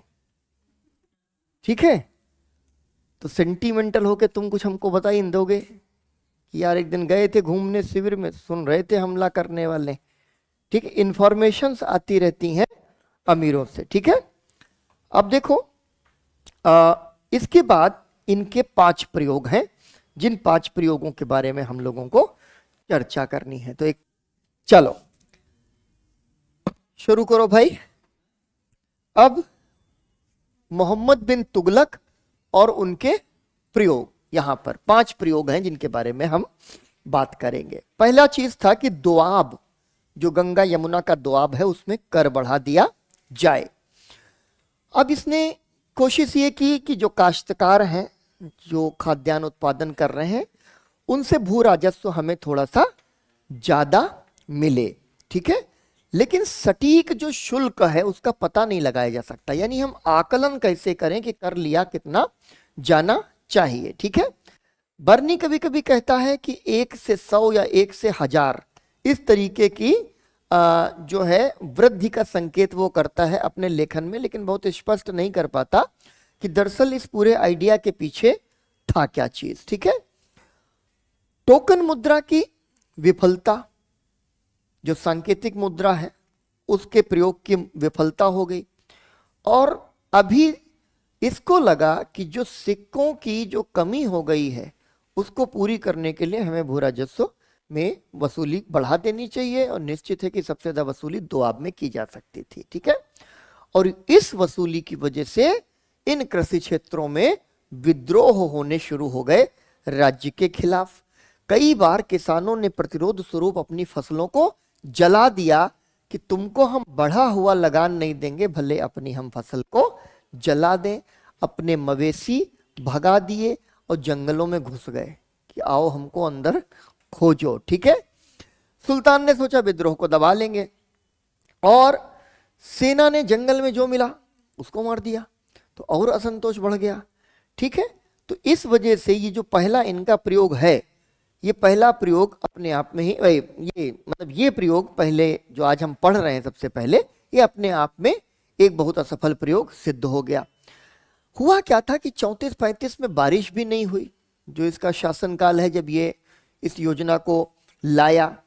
अकाल जैसी स्थितियां पैदा हो गई हैं और जो बंजारे हैं वो दूर दराज के क्षेत्रों से जहां अकाल नहीं पड़ा था वहां से अनाज लाने में अभी सक्षम थे नहीं। ठीक है, अब इसने क्या किया कि एक विशेष मंत्रालय बनाने की इसने जो है घोषणा कर दी। इसने कहा कि अब हम कृषकों को प्रोत्साहित करेंगे, क्योंकि जब आप इसके सभी प्रयोगों को पढ़ेंगे तो आप देखेंगे ये आदमी गलत नहीं है, इसका समय गलत है और इसका तरीका गलत है।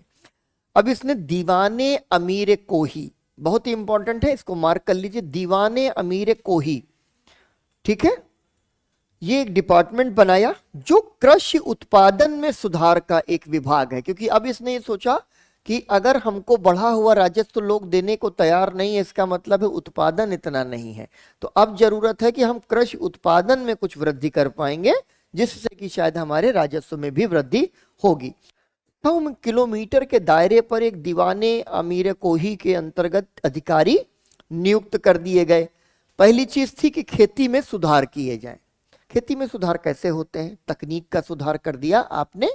उस जमाने में ऐसा नहीं है कि जेनेटिकली मॉडिफाइड जो है बीज देने, तकनीक को बढ़ावा दिया जाए और एक तरफ जब यहां उत्पादन बढ़ जाए तो फिर राजस्व अधिक से अधिक जुटाना। अब देखो ये भी बात विफल हो गई, क्योंकि जो शिकदार थे अधिकारी, जो दीवाने अमीर कोही के जो अधिकारी बने शिकदार, उन्होंने क्या किया, जो सुल्तान के राजकोष से या शाही खजाने से जो उनको कोष मिला था उसका वितरण शिकदारों को करना था।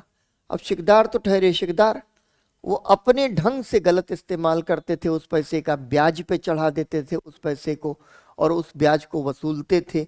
और ऋण का एक चक्र होता है, एक बार लोगों ने ब्याज ले लिया तो लोग ब्याज से भी परेशान होने लग गए।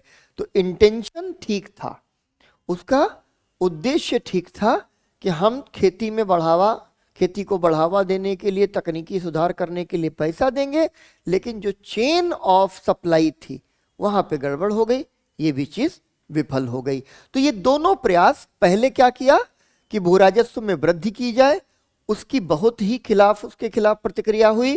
फिर उसने सोचा अच्छा इसलिए भू राजस्व ज्यादा नहीं दे रहे लोग क्योंकि उत्पादन ज्यादा नहीं है, तो उसने फिर वहां पर आगे चल करके एक पूरा जो है महकमा बना दिया, विभाग बना दिया, लेकिन उस विभाग से भी जो कोशिश कर रहा था वो भी पूरी नहीं हुई। दूसरा क्या था, 1327 में दिल्ली से दौलताबाद।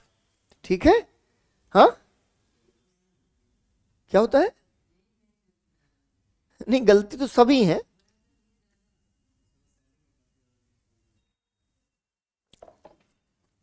होता क्या है, कह रहे ना, मेन गलती टेंडेंसी अगर तुम पकड़ लोगे अपने भीतर तो कभी बड़ी गलती की ओर नहीं बढ़ोगे। इनकी गलती यही है कि छोटी छोटी मूर्खताएं करने के बावजूद इनको ये समझ में नहीं आया कि प्लान ये कितना भी अच्छा कर लें उसका एग्जीक्यूशन इनको नहीं आता है। और अगर हमारे पास प्लान अच्छा है, एग्जीक्यूशन इसको अच्छा आता, तो हम कहेंगे ठीक है हम प्लान बना के दे रहे हैं, एग्जीक्यूशन की जिम्मेदारी तुम्हारी। वो इन्होंने नहीं सीखा। अब देखो ये क्या हुआ कि इसमें अलोकप्रिय बहुत हो गया, क्योंकि अभी तक तो ठीक है, लोगों को कष्ट हो रहा था, नोबिलिटी को कष्ट नहीं हो रहा था, सेना को कष्ट नहीं हो रहा था। इसमें सबके सब इससे नाराज हो गए। इसने कहा कि दौलताबाद यानी देवगिरी जो है उसको हम राजधानी बनाएं। तर्क ये था कि चूंकि ये चाहते थे कि ये दिल्ली है, ये पश्चिमोत्तर सीमा प्रांत है और ये दक्षिण भारत है, तो दिल्ली बहुत दूर पड़ जाता है अगर आपको दक्कन और सुदूर दक्षिण तक का इलाका कंट्रोल में रखना है। इनसे तो आपको सिर्फ सुरक्षा करनी है ना, इधर तो बहुत आगे बढ़ना नहीं है। लेकिन अलाउद्दीन खिलजी के बाद सबकी महत्वाकांक्षा है कि नीचे तक के दक्कन और दक्षिण तक के इलाकों को प्रत्यक्ष नियंत्रण में लिया जाए। तो ये देवगिरी या दौलताबाद जो है उसका यह निर्णय लेता है कि हम यहां पर अपनी राजधानी को जो है स्थानांतरित कर दें। ठीक है, अब था क्या, ये 1327 का ये निर्णय है। इसका एक चचेरा भाई है गुरशास्प इसके खिलाफ विद्रोह कर देता है। कर्नाटक की अपनी ये यात्रा करते हैं, देवगिरी को पार करते हैं और याहिया बिन अहमद सरहिंदी लिखता है कि दिल्ली से देवगिरी तक सड़क के किनारे हर 2 मील पर इन्होंने रहने का निर्माण करवाया, सराय जैसी बनवाई और पूरे क्षेत्र को रहने के योग्य बनाया गया। मखदूमाए जहान जो इसकी माँ हुआ करती थी, पूरे शाही घराने के साथ देवगिरी स्थानांतरित हो गई। ठीक है, और फिर पीछे पीछे बहुत सारे सैयद, शेख, उलेमा और कई एक समूह भी वहां पर जो है जाकर के शिफ्ट होना शुरू हो गए। ठीक है, अब यहां पर क्या हुआ कि पूरा जो अभियान है उसकी योजना तो इन्होंने कर दी खजाना खाली करके। हर 2 किलोमीटर पर सुल्तान भी चलेगा ना, तो शाही राजवंश के लोग चल रहे हैं, तो पूरा जो है ना अमला उसके बीच में लगा दिया। लेकिन इतने लंबी दूरी तक, ठीक है, पूरे सेना को ले जाना आसान है, परिवारों को ले जाना आसान नहीं है। और उस जमाने में जब बहुत लंबी दूरी तय होने लगी तो बीच में ही लोग उकताने लग गए इतनी लंबी दूरी में। क्यों? क्योंकि एक तो ऐसे दिल भारी कि दिल्ली छोड़ के अब देवगिरी में राजधानी बनेगी, तो नाराजगी वहां से बहुत ज्यादा पनपना शुरू हो गई। ठीक है, अब यहां पर क्या हुआ कि 34-35 के दौरान एक ब्लूबोनिक प्लेग भी फैल गया। जब प्लेग फैला तो बीदर और आसपास के इलाकों में और ज्यादा उलझन बन गई और फिर सुल्तान की मृत्यु हो गई है। इसी सिलसिले में ये अफवाहें भी फैलने लग गई, तो अस्त व्यस्त भी सब कुछ होने लग गया। दक्षिण भारत में एक के बाद एक विद्रोह होने लगे।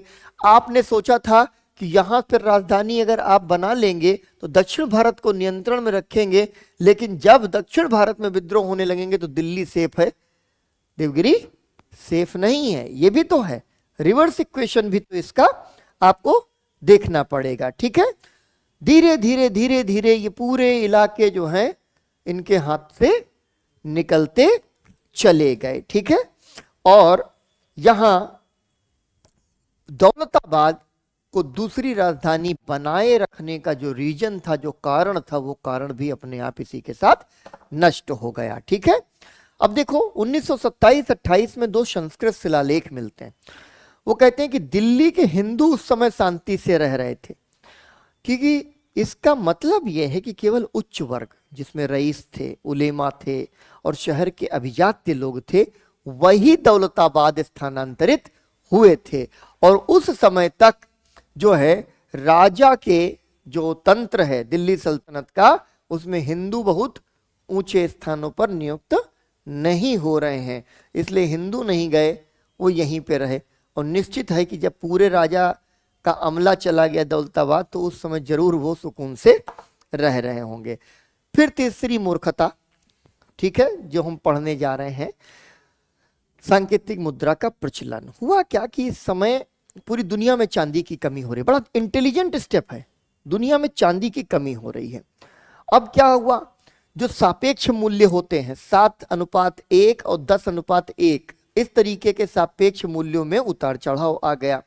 चांदी के सिक्के चलते थे जिनको टंका कहते थे, और तांबे के सिक्के चलते थे जिनको जीतल कहते थे। इसने क्या किया कि इसने कहा कि भाई कांसे के चलने दो, तांबे के चलने दो, लेकिन चांदी के सिक्के नहीं चलाएंगे अगर हम, तो राजकोष में चांदी बची रहेगी, बनी रहेगी। आज भी क्या होता है, हमारा फॉरेन जो रिजर्व है वो अगर बना हुआ है, गोल्ड अगर वो बना हुआ है, तो हमारी अर्थव्यवस्था की साख है। इसीलिए होता क्या है कि उसको जो है बैलेंस करना बहुत जरूरी होता, लेकिन अगर वो निकल गया तो हमारी साख घट जाती है। अब इन्होंने क्या किया कि इन्होंने कांसे के सिक्के जारी, इन्होंने कहा चांदी के सिक्के बंद, कांसे के सिक्के लाएंगे, और उनका नाम रखा मुहरे मिस। ठीक है, और इन सिक्कों पर, इनका सिक्कों का लोग सम्मान करें, इसके लिए एक अरबी शिलालेख भी उसके ऊपर शामिल कर दिया गया कि भाई लोग इसका सम्मान करें, फेंक न दें कि हम नहीं चलाएंगे इनका, फेंकोगे कैसे, ठीक है। लेकिन ये भी प्रयोग विफल हो गया, क्योंकि था क्या कि जब तुम ऐसे सिक्के बना रहे थे, अभी क्या हुआ, तुम्हारी आंख के सामने नोटबंदी हुई, ठीक। नोटबंदी में क्या हुआ कि नकली नोट 500 के भी लेके लोग पहुंच गए और बदल रहे, अरे हम तो नकली चला दिया है, ठीक है, चला दिया, खैर। लेकिन यहां पर क्या हुआ कि जब सिक्का तुम बना रहे हो कांसे का, ठीक है, और चांदी का बना रहे हो, तो जब नया सिक्का ले आओगे तो लोग ये सिक्का जो है जमा करेंगे और नया सिक्का लेंगे। तो वहां पर जो टकसाल के जो कारीगर थे वो तो ठप्पा वाले ही थे, उनको बढ़िया कॉम्प्लिकेटेड सिक्का बनाना चाहिए था। अब अगर नया सिक्का जारी हुआ कांसे का और बढ़िया साधारण ठप्पा का है, तो गली गली सुनार बैठा, लो ठप्पा पे ठप्पा, लो ठप्पा पे ठप्पा, इतनी करेंसी आ गई कि ये समझ ही नहीं पाए कि इतना पैसा, इतना धन कैसे आ गया कांसे के सिक्कों में। इसलिए पूरी जालसाजी की वजह से ये योजना भी इनकी विफल हो गई। उसके बाद होता है खुरासान का अभियान, ठीक है, खुरासान अभियान। मध्य पश्चिम एशिया की जो घटनाएं हो रही थी, ये उनसे संबंधित अभियान था। मोहम्मद ये चाहता था कि सिंध और पंजाब सुरक्षित रहे मंगोलों से, जो उनकी हमेशा से एक चिंता बनी रही है। अब देखो, तर्माशरीन की मृत्यु हो गई थी, ठीक है, वहां ट्रांसओक्सियाना में अव्यवस्था फैल गई है। और मोहम्मद जो चाहता था, मोहम्मद बिन तुगलक, कि जो चंगेज वंश है, यानी जो मंगोल हैं, इस पूरे इलाके से किसी तरीके से बाहर चले जाएं और हमारी उत्तर पश्चिमी सीमाएं पूरी तरीके से सुरक्षित हो जाए। 3,70,000 की सेना तैयार की, भारी सेना, ठीक है। और उसने क्या कहा कि हम जाएंगे और खुरासान तक के पूरे इलाके में एकदम हम झाड़ू पोछा मार के ना, एकदम डबल पोछा मार के आएंगे, मंगोलों का नामो निशान यहां तक जो है बचेगा नहीं, ठीक है। अब कहां जाओगे, खुरासान, फिर वही खजाना से परेशान हो, तुम्हारे प्रयोग विफल हो रहे हैं, ठीक है। दूर आप सेना लेकर के एक जगह जाते हैं, दूसरी जगह अव्यवस्था पैदा हो जाती है, जल्दी पैसे की किल्लत हो गई, क्योंकि जो है अलाउद्दीन खिलजी ने तो एक काम किया था कि उसने सेना अगर बनाई थी किसी विशेष अभियान के लिए, तो सेना जिएगी कैसे, पैसा कहां से दिया जाएगा, इसका इंतजाम भी किया था। आपने तो वो इंतजाम किया नहीं था।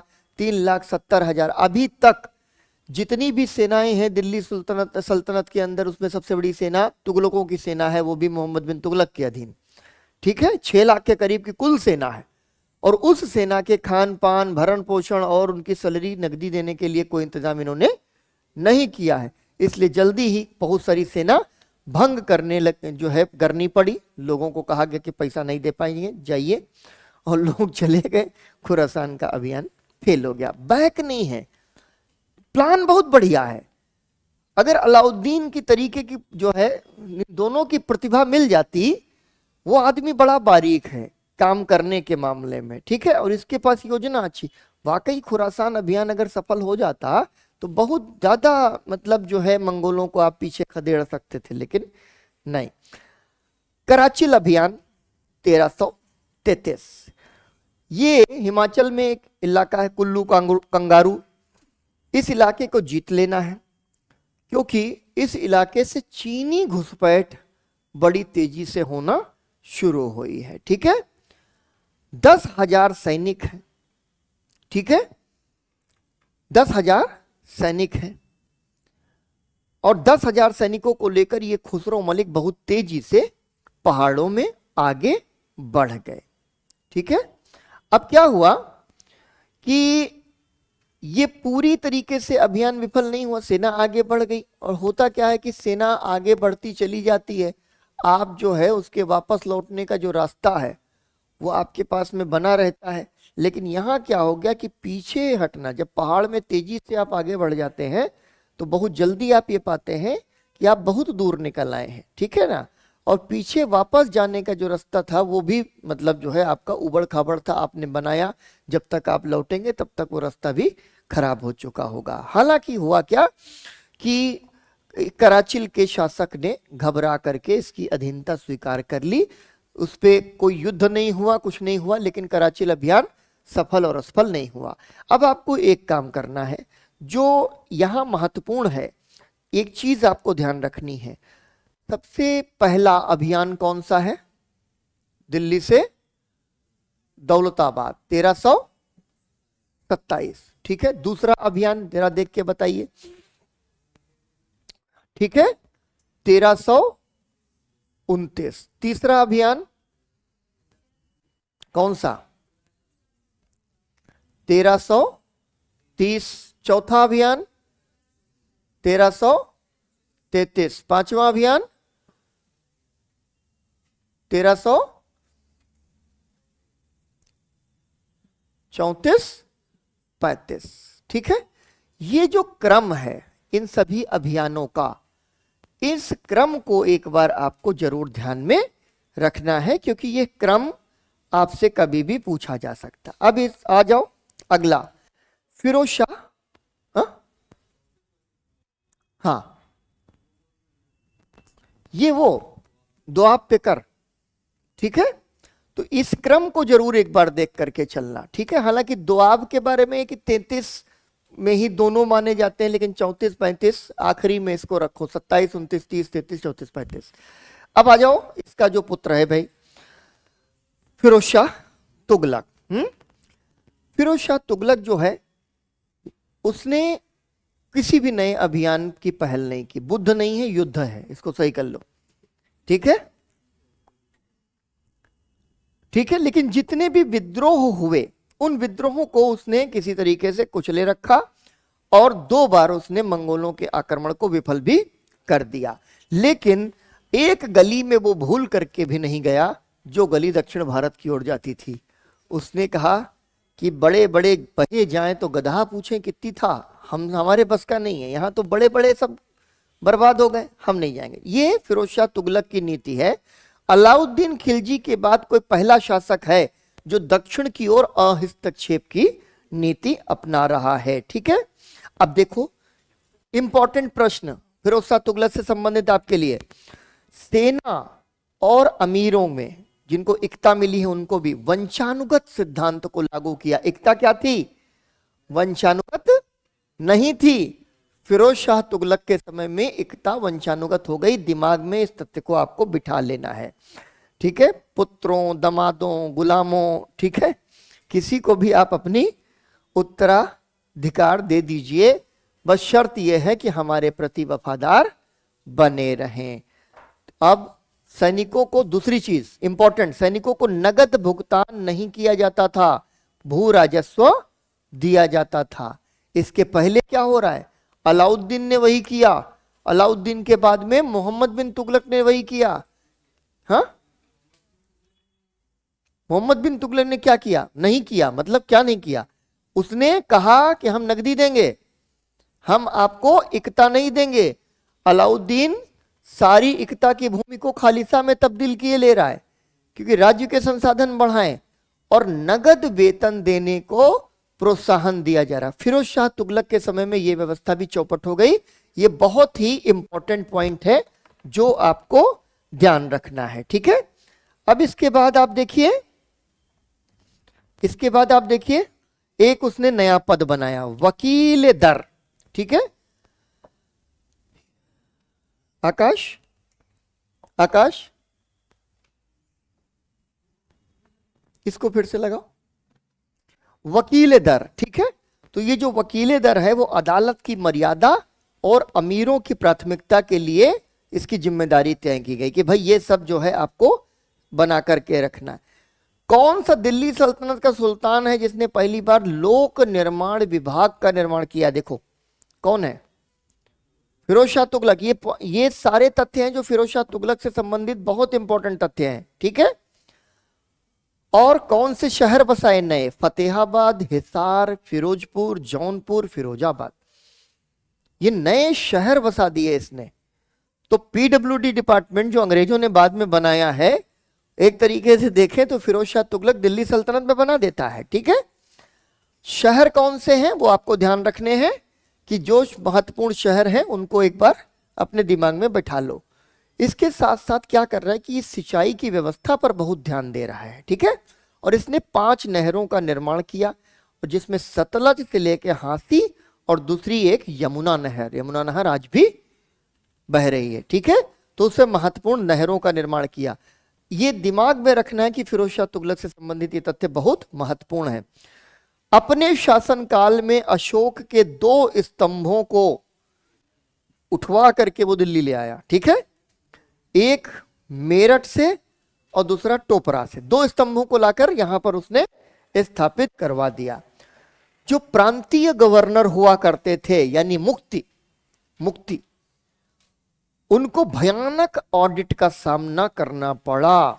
ठीक है, ऑडिट करवा दिया तगड़ा कि हिसाब किताब रजिस्टर लेके आओ लेकिन उसका जब गलती निकली तो आसानी से ही उसको डील कर दिया, क्योंकि उसको पता था कि राज्य की अब ताकत उतनी नहीं है। ये बाप बेटे बड़े अनोखे हैं। फलों की गुणवत्ता कैसे बढ़ाई जाए, इनको ज्यादा ज्यादा पैसा लेना है लोगों से, तो फलों की गुणवत्ता में सुधार का प्रयास कौन कर रहा है? फिरोज शाह तुगलक। 1200 नए बगीचे लगा रहा है, एक है ना, 1200 नए बगीचे लगा रहा है। बड़ी संख्या में गुलाम भर्ती करने की कोशिश कर रहा है, और एक डिपार्टमेंट बन जाता है दीवान बंदगान। ठीक है, ठीक, और ये गुलाम हस्तशिल्प का काम कर रहे हैं, अंगरक्षकों का काम कर रहे हैं, नौकर चाकर का काम कर रहे हैं। अब एक और महत्वपूर्ण काम ये करता, दारुल शफा अस्पतालों की स्थापना कर रहा है गरीबों के लिए। ठीक है, हर जगह दारुल शफा है। अभी भी आप जाएंगे कई शहरों में दारुल शिफा के नाम से आपको कोई ना कोई जगह मिल जाएगी, दारुल शिफा। ठीक है, तो और दूसरा एक डिपार्टमेंट बना है दीवाने खैरात, यहां गरीब लड़कियों की शादी की मदद की जाती थी। ठीक है ना, तो 2 नए सिक्के चलाए हमने। अभी तक सिक्कों का इतिहास दिल्ली सल्तनत में कहां पढ़ा? एक इल्तुतमिश और दूसरा आ गए तुगलक। ठीक है, इनको तो छोड़ दो, मोहम्मद बिन तुगलक को छोड़ दो, तो तुम याद ही कर लो। नए सिक्के चलाए, जो सिक्के नहीं चले वो आपको परीक्षा के लिए तैयार है। अब एक है अद्धा। ठीक है, अद्धा, एक जीतल का 50% है अद्धा। देखो प्रद्युम्न तुरंत अद्धा सुन के मुस्कुराया। ठीक है ना। अभी इसके बाद क्वार्टर भी है, लो। एक जीतल का 25% जो है वो क्वार्टर है, उसको कहते थे बिक। चलो हाँ, सुनो। अब इसने क्या किया कि धर्मशास्त्री खुश रहें, इसके लिए उच्च पदों पर उनको नियुक्त कर दिया। न्यायपालिका शिक्षा प्रणाली पर नियंत्रण बनाए रखा, ये आपको ध्यान रखना है। ठीक है, अगला तथ्य बेहद महत्वपूर्ण, जजिया को एक अलग कर के तौर पर स्थापित कर दिया। पहले जो जजिया था वो भू राजस्व के साथ वसूला जाता था, इसलिए अलग से हच्च से नहीं लगता था कलेजे पे। अब जजिया जो है ना, जो जिम्मी है, जो संरक्षित हैं, ठीक है, जो मुस्लिम हैं वो तो ही हैं संरक्षित, उनको संरक्षण की जरूरत नहीं है, लेकिन तुम नहीं हो मुस्लिम, इसलिए तुम पे जजिया लगाया जाएगा। फिरोज शाह तुगलक ने उसको अलग से वसूल करना शुरू किया, और ये महत्वपूर्ण तथ्य है। ठीक है, अब देखो इस्लामिक कानून के हिसाब से 4 जो कर हैं, इनको बहुत जरूरी है ध्यान रखना, मार्क करते चलना। पहला है खराज, खराज भूमि कर है। ठीक है, खराज जो है भूमि कर है। दूसरा है खम्स या खुम्स, दोनों तरीके से लिखते हैं इसको, युद्ध में लूटी गई संपत्ति का 1/5। ठीक, तीसरा है जिजिया या जजिया, हिंदुओं पर धार्मिक कर है। और फिर है जकात, मुसलमानों की आय का 2%। ठीक, वो भी जकात भी लिया जाता है। ठीक, अब देखो सिंचाई कर को कहते क्या है? शर्व। शर्व या सिंचाई कर वसूलने वाला पहला सुल्तान कौन है? फिरोज शाह तुगलक। बहुत इंपॉर्टेंट है फिरोज शाह, ये बहुत महत्वपूर्ण राजा लगता नहीं है, लेकिन इसने इतने बड़े बड़े काम किए हैं, इसलिए सवाल यहां से खूब बनता है। शर्व यानी सिंचाई कर, 5 बड़ी नहरें बनवाई, यानी नहर व्यवस्था का निर्माण करवा रहा है, तो उससे टैक्स ले रहा है। ठीक है, और अपनी आत्मकथा लिख रहा है फारसी में, फतुहात फिरोज शाही। ठीक है, फतुहात फिरोज शाही। बरनी ने 2 किताबें लिखी, एक फतवाए जहांदारी और तारीख फिरोज शाही। ठीक है, तारीख फिरोज शाही, और फिरोज शाही पूरी तरीके से फिरोज शाह के ऊपर लिखी गई। फिरोज तुगलक एक अन्य मामले में भी पहला शासक है जिसने हिंदू धार्मिक कृतियों का संस्कृत से फारसी में अनुवाद शुरू करवाया। ठीक है, और इसका जो भाई है, क्या नाम, चचेरा भाई, बाप बेटे नहीं, चचेरा भाई मोहम्मद बिन तुगलक, उसकी याद में इसने जौनपुर शहर बसाया। जौनपुर शहर क्यों बसाया? क्योंकि मोहम्मद बिन तुगलक का एक नाम जौना खान था। ठीक है, दिल्ली में कोटला, फिरोज शाह कोटला, ठीक है, उसका निर्माण फिरोज शाह ने करवाया। और हौज खास के परिसर में फिरोज शाह तुगलक दफन है। तुगलक वंश के कुछ अन्य शासक हैं, इनके नाम देख लीजिएगा एक बार, लेकिन ज्यादा लोड लेने की जरूरत नहीं है। ठीक है, 1388 में ये नहीं रहे, 1412 तक साम्राज्य चलता रहा और उसके बाद उसका पतन होता है। सल्तनत का विघटन क्यों हो रहा है? ठीक है, सल्तनत का विघटन जो है फिरोज शाह के बाद शुरू हो गया। सबसे बड़ा लड़का है प्रिंस मोहम्मद और वजीर है खाने जहां द्वितीय, दोनों के बीच में संघर्ष बन जाता है। ठीक है, और छोटे छोटे राजा सिंहासन पर चढ़ते रहे और उनका फायदा सैयदों ने उठा लिया और तुगलक विस्थापित हो गए। दूसरी चीज क्या है कि विघटन के पीछे कई सारे विविध कारण हैं, क्षेत्रीय कारण हैं। ठीक है, क्या होता है कि इकता जो प्रणाली है, इकता प्रणाली ने एक समय में लोगों को नीचे भू राजस्व दे दिया, अपने अपने राज्य दे दिए। उसने दिल्ली सल्तनत के शक्तिशाली दौर में बहुत अच्छा काम किया, लेकिन जैसे ही केंद्र कमजोर हुआ, यही शासक स्वतंत्र होने का प्रयास भी तो करने लगेंगे। ठीक है, और धीरे धीरे जो दक्षिण भारत का अनुभव था, वही अनुभव उनको गुजरात में, सिंध में, बंगाल, अन्य जगहों पर भी हुआ कि इनको बहुत लंबे समय तक नियंत्रण में रखना मुश्किल है। ठीक है, अब ये जो अमीर थे और अमीरों का जो चरित्र था, वो चरित्र अपने आप में ऐसा था कि अलग अलग समूह हैं और उन समूहों की अपनी गुटीय एकता है। ठीक है, तो उस गुटीय एकता से निपटने का कोई साधन अभी फिरोज शाह तुगलक के बाद किसी राजा के पास में नहीं है। ठीक है, अब देखो, बहुत सारे ऐसे तत्व, ऐसे समूह सेना में भर्ती हो रहे हैं। अफगान हैं, मंगोल हैं, राजपूत हैं, और मुस्लिमों में धर्मांतरित जो भारतीय हैं, जाट हैं, ये सभी मार्शल समुदाय हैं।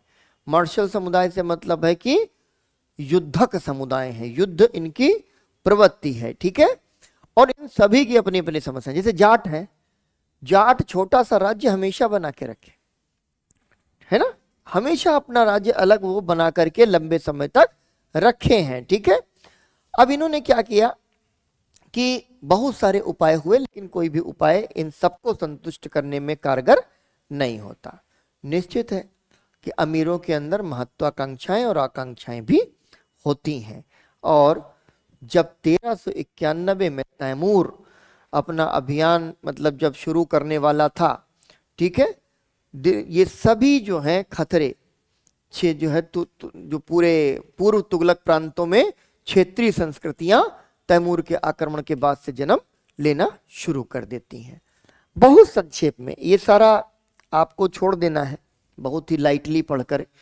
अब आइए सैयद लोदी और दिल्ली सल्तनत का पतन। ठीक है, अब ये आप देख लीजिए कि सैयद वंश है। खिज्र खान ने कहा कि हम इस्लाम के पैगंबर हैं, उन्हीं के सीधे वंशज हैं। अभी तक तो वो अफरासियाब का वंशज था एक, अब ये सीधे पैगंबर मोहम्मद का वंशज आ गया है। कौन है? याद ये रखना है कि किस वंश ने स्वयं को इस्लाम के जो पैगंबर हैं उनके वंशज होने का दावा किया। ठीक है, सैयद। ठीक है, अब ये छोटी छोटी चीजें देखो।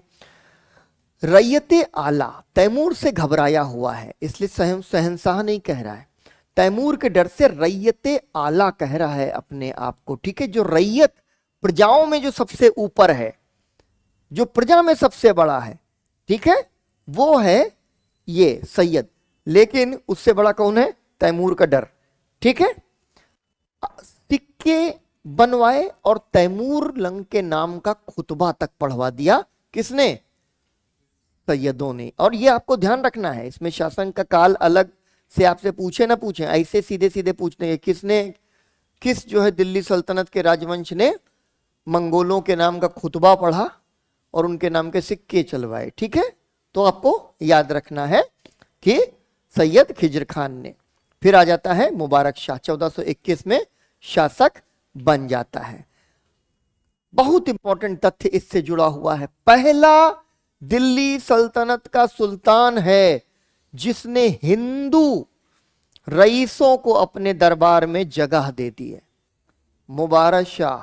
ठीक है, मुबारक शाह खिलजी नहीं, मुबारक शाह सैयद या सैयद मुबारक शाह, ध्यान रखना है। फिर क्या हुआ? यमुना के तट पर शहर बसवाया मुबारकबाद। ठीक है, मुबारकबाद। याहिया बिन अहमद सरहिंदी की तारीख मुबारक शाही, मुबारक शाह तुगलक के प्रशंसा में नहीं लिखी गई है। ठीक है, सैयद मुबारक शाह की प्रशंसा में लिखी गई है। ठीक है, और यहां पर क्या होता है कि महमूद से सैयद वंश के मोहम्मद शाह तक का पूरा इतिहास, महमूद यानी मोहम्मद, ठीक है, वहीं से जोड़ देते हैं पूरा।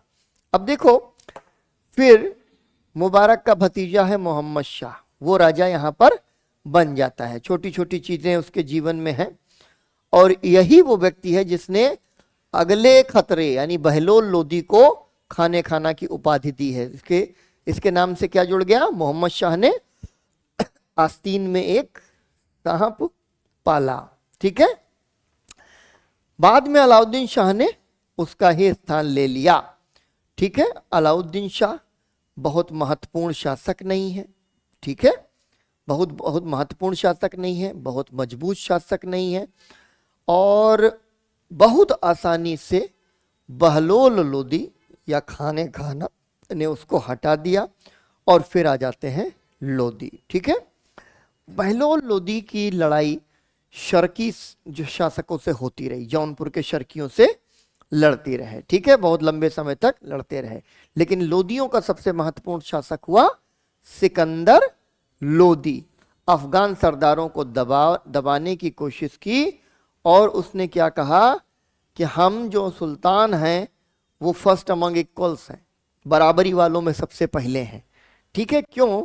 क्योंकि राज्य कमजोर हो रहा है, अमीर मजबूत हो रहे हैं, और जब तक राज्य की क्षमता यह नहीं है कि अमीरों को कुचल के दबा के रख सकें, तब तक फर्स्ट अमंग इक्वल्स कहना बेहतर रहेगा। सिकंदर ने कहा कि सारे जो जागीर धारक हैं उनको हिसाब किताब नियमित रूप से जमा करना होगा। कृषि में भी उसने रुचि ले ली। सबसे महत्वपूर्ण तथ्य क्या है? गज ए सिकंदरी नामक गज का एक नया माप सिकंदर लोदी ने प्रचलित किया। यह आपको ध्यान रखना, यह मुगल काल तक जारी रहा।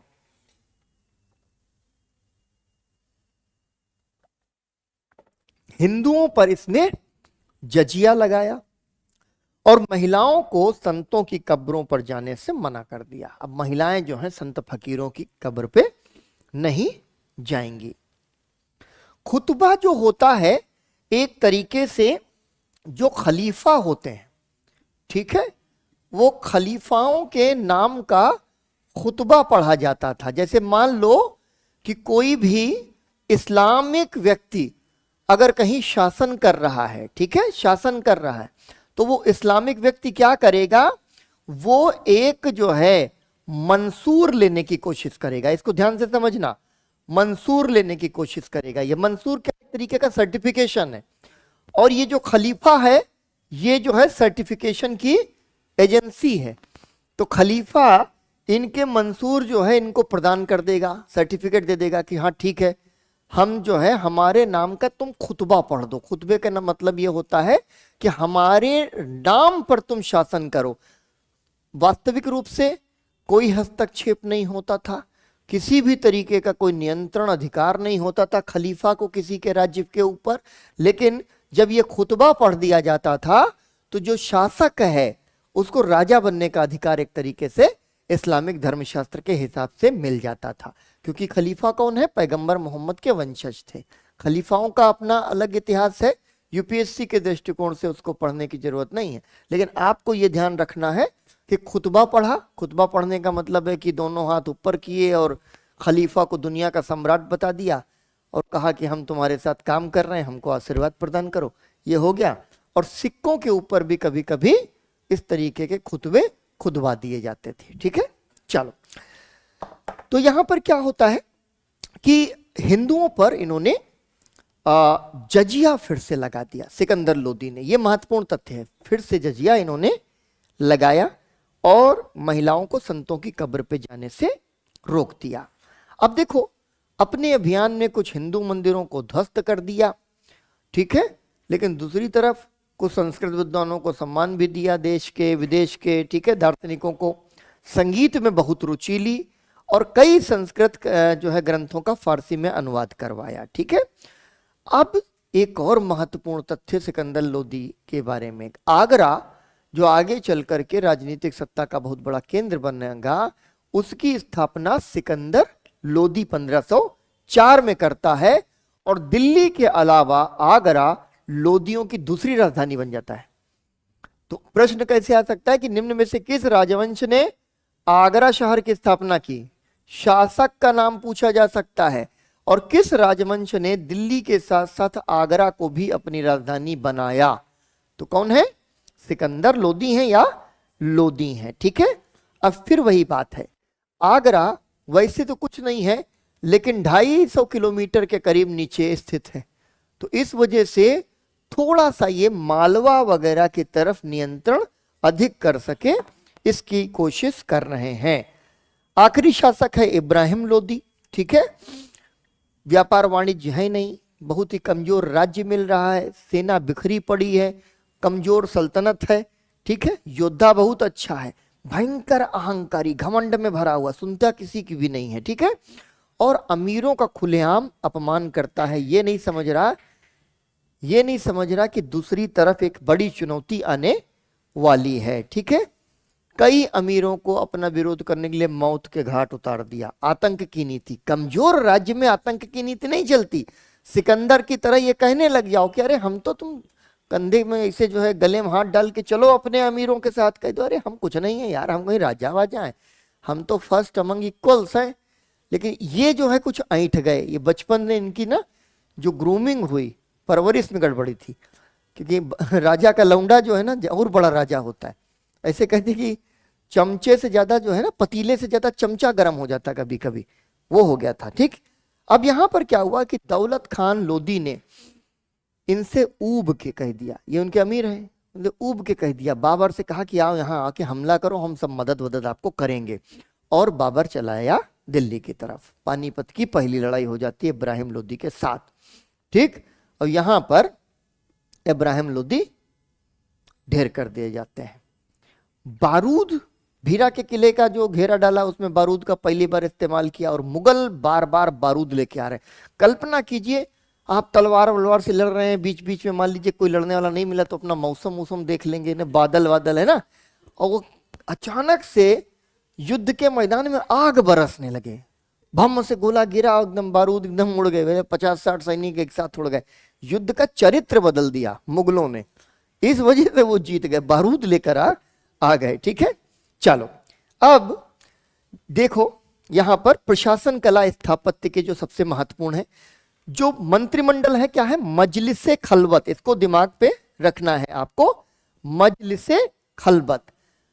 सुल्तान का चरित्र क्या है? तुर्क अफगान प्रशासनिक प्रणाली है ये। ठीक है, और बगदाद के खलीफा का प्रतिनिधि मान रहे। मुगल जो है ना, ये सब खलीफा वलीफा सब छोड़ देते हैं, अभी तुम आगे देखना, ये तो अपने आप को कह भी रहे, अपने आप को खलीफा का प्रतिनिधि मान रहे हैं और खुतबा पढ़ रहे हैं उनके नाम का। ठीक है, और मुद्रा पर भी नाम अंकित कर दे रहे हैं। यहां पर उत्तराधिकार का स्पष्ट अभाव दिखाई दे रहा है, क्योंकि आपने देखा वंश पर वंश बदलते चले जा रहे हैं और कोई व्यवस्था नहीं है। अभी हमने बात की थी भूमि की, इक्ता भूमि आप जानते हैं, जो सेवा के बदले वेतन के रूप में दी जा रही है, इक्ता है। खालिसा का हमने जिक्र किया, सीधे राज्य के नियंत्रण में, सुल्तान के नियंत्रण में जो भूमि है। इनाम भूमि जो धार्मिक नेताओं या संस्थाओं को अनुदान में दी जाती थी। ठीक है।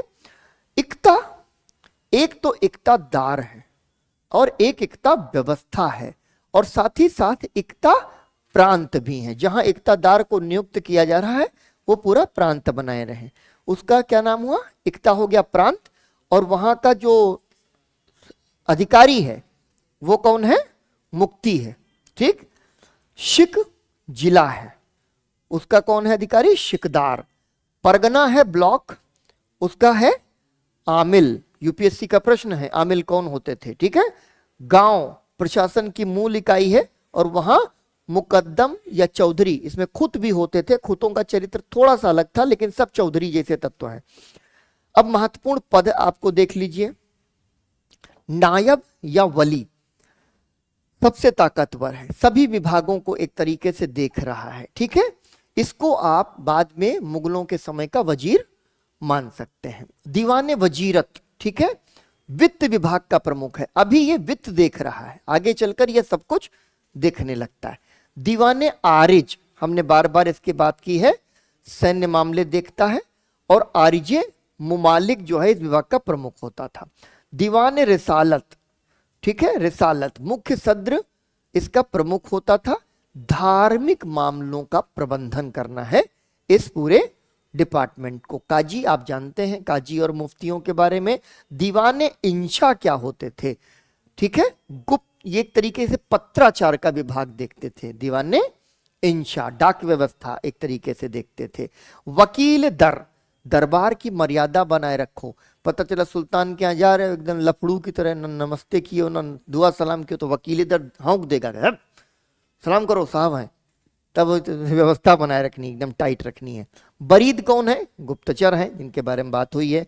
कारखाना क्या है, सुल्तान की जरूरत को पूरा करने के लिए रेशम, सोना, चांदी जैसे बर्तन बनाओ, शानो शौकत की चीजें, वो कारखाना है। ठीक है। कारखाने वो नहीं है कि फैक्ट्री सिस्टम है जैसा यूरोप में 200 साल बाद उभरेगा। अब यहां पर बहुत सारी चीजें हैं, बहुत सारी फसलें हैं जिनको आप देख लेंगे। व्यापार वाणिज्य के संबंध में भी एक बार इसको आपको पढ़ लेना है। सोनार गांव बांग्लादेश, कच्चे रेशम और मलमल के लिए, ढाका की मलमल आप सबने सुना, लेकिन सोनार गांव एक ऐसी जगह है बांग्लादेश में जो उस समय बड़ी फेमस होती, जो आपको ध्यान रखना है। तुर्कों ने क्या नई तकनीकें दी, इस पर आपको मार्क कर लेना है। कागज का निर्माण चीन से सीखा इन्होंने। ठीक है। लोहे की रकाब और कवच ये लेकर आए। चरखे की शुरुआत कर रहे हैं और धातु कर्म उद्योग का विकास कर रहे हैं। अब देखो, संचार की व्यवस्था में जो इब्न बतूता कहता है, दो प्रकार की डाक प्रणाली है। घोड़ा डाक, ठीक है, जिसको कहते थे उलाक, हर 4 मील की दूरी पर तैनात शाही घोड़ों द्वारा संचालित की जाती थी। यहां से 4 मील तक हमारा घोड़ा जाएगा, डाक अगले को पकड़ा के आकर वापस आ जाएगा, वो आगे जाएगा, ऐसे चेन चलती थी, और ये एक डाक की व्यवस्था होती थी। ठीक है। पैदल डाक जो है 1/3 मील की, घोड़ा नहीं है तो पैदल ही दौड़ा दो, इसको कहते थे दावा। ठीक है। तो ये ओलोक और दावा दोनों आपको ध्यान रखना है। ये वो काल है जब सड़कें विकसित हो रही हैं, सड़क पर कोई चल रहा है। आज तो आपको समझ में नहीं आता, आप तो तुरंत ही कहेंगे कि अच्छा यार रात हो गई है, रात की कोई ट्रेन है कि नहीं है, चाहे टैक्सी बुला लेते हैं, टैक्सी नहीं है तो चाहे रुकना पड़ेगा, तो होटल बुक कर लेते हैं लोग, गूगल करो आ गया, होटल आ गया। ठीक है ना, वो कोई टैक्सी वाला आ जाएगा, होटल वोटल पर। आप उस जमाने में सोचिए, जो लंबी दूरी पर जो सफर तय करने वाले लोग हैं उनको सराय चाहिए थी। ये वो समय है जब सरायों का निर्माण हो रहा है, क्योंकि फिर से एक बार भारत में नए सिरे से व्यापारिक मार्गों का विकास हो रहा। प्राचीन भारत में व्यापारिक मार्ग हमने देखे थे, उत्तरापथ, दक्षिणापथ, और अब नए सिरे से वो बनेंगे। आगे चलकर शेरशाह ग्रैंड ट्रंक रोड्स बनवा देगा, उनके किनारे खूब सराय बनवाएगा। सराय क्या है, ठहरने की जगह है। अब देखो, स्थापत्य कला के जो तत्व हैं इसमें, मेहराब, गुंबद, ऊंची मीनारें, सजावटी अरबी लिपि। ठीक है, वो क्या है सजावटी अरबी लिपि, जिसको कहते हैं कैलियोग्राफी। खूब सजावट से, खूब बहुत सुंदर सुंदर ढंग से लिखी जाती, कुरान की आयतें लिखी गई, हाँ, खुतबे लिख दिए गए। कैलीग्राफ, अकबर पढ़ा लिखा नहीं है लेकिन कैलीग्राफी बहुत सुंदर कर लेता था, है ना।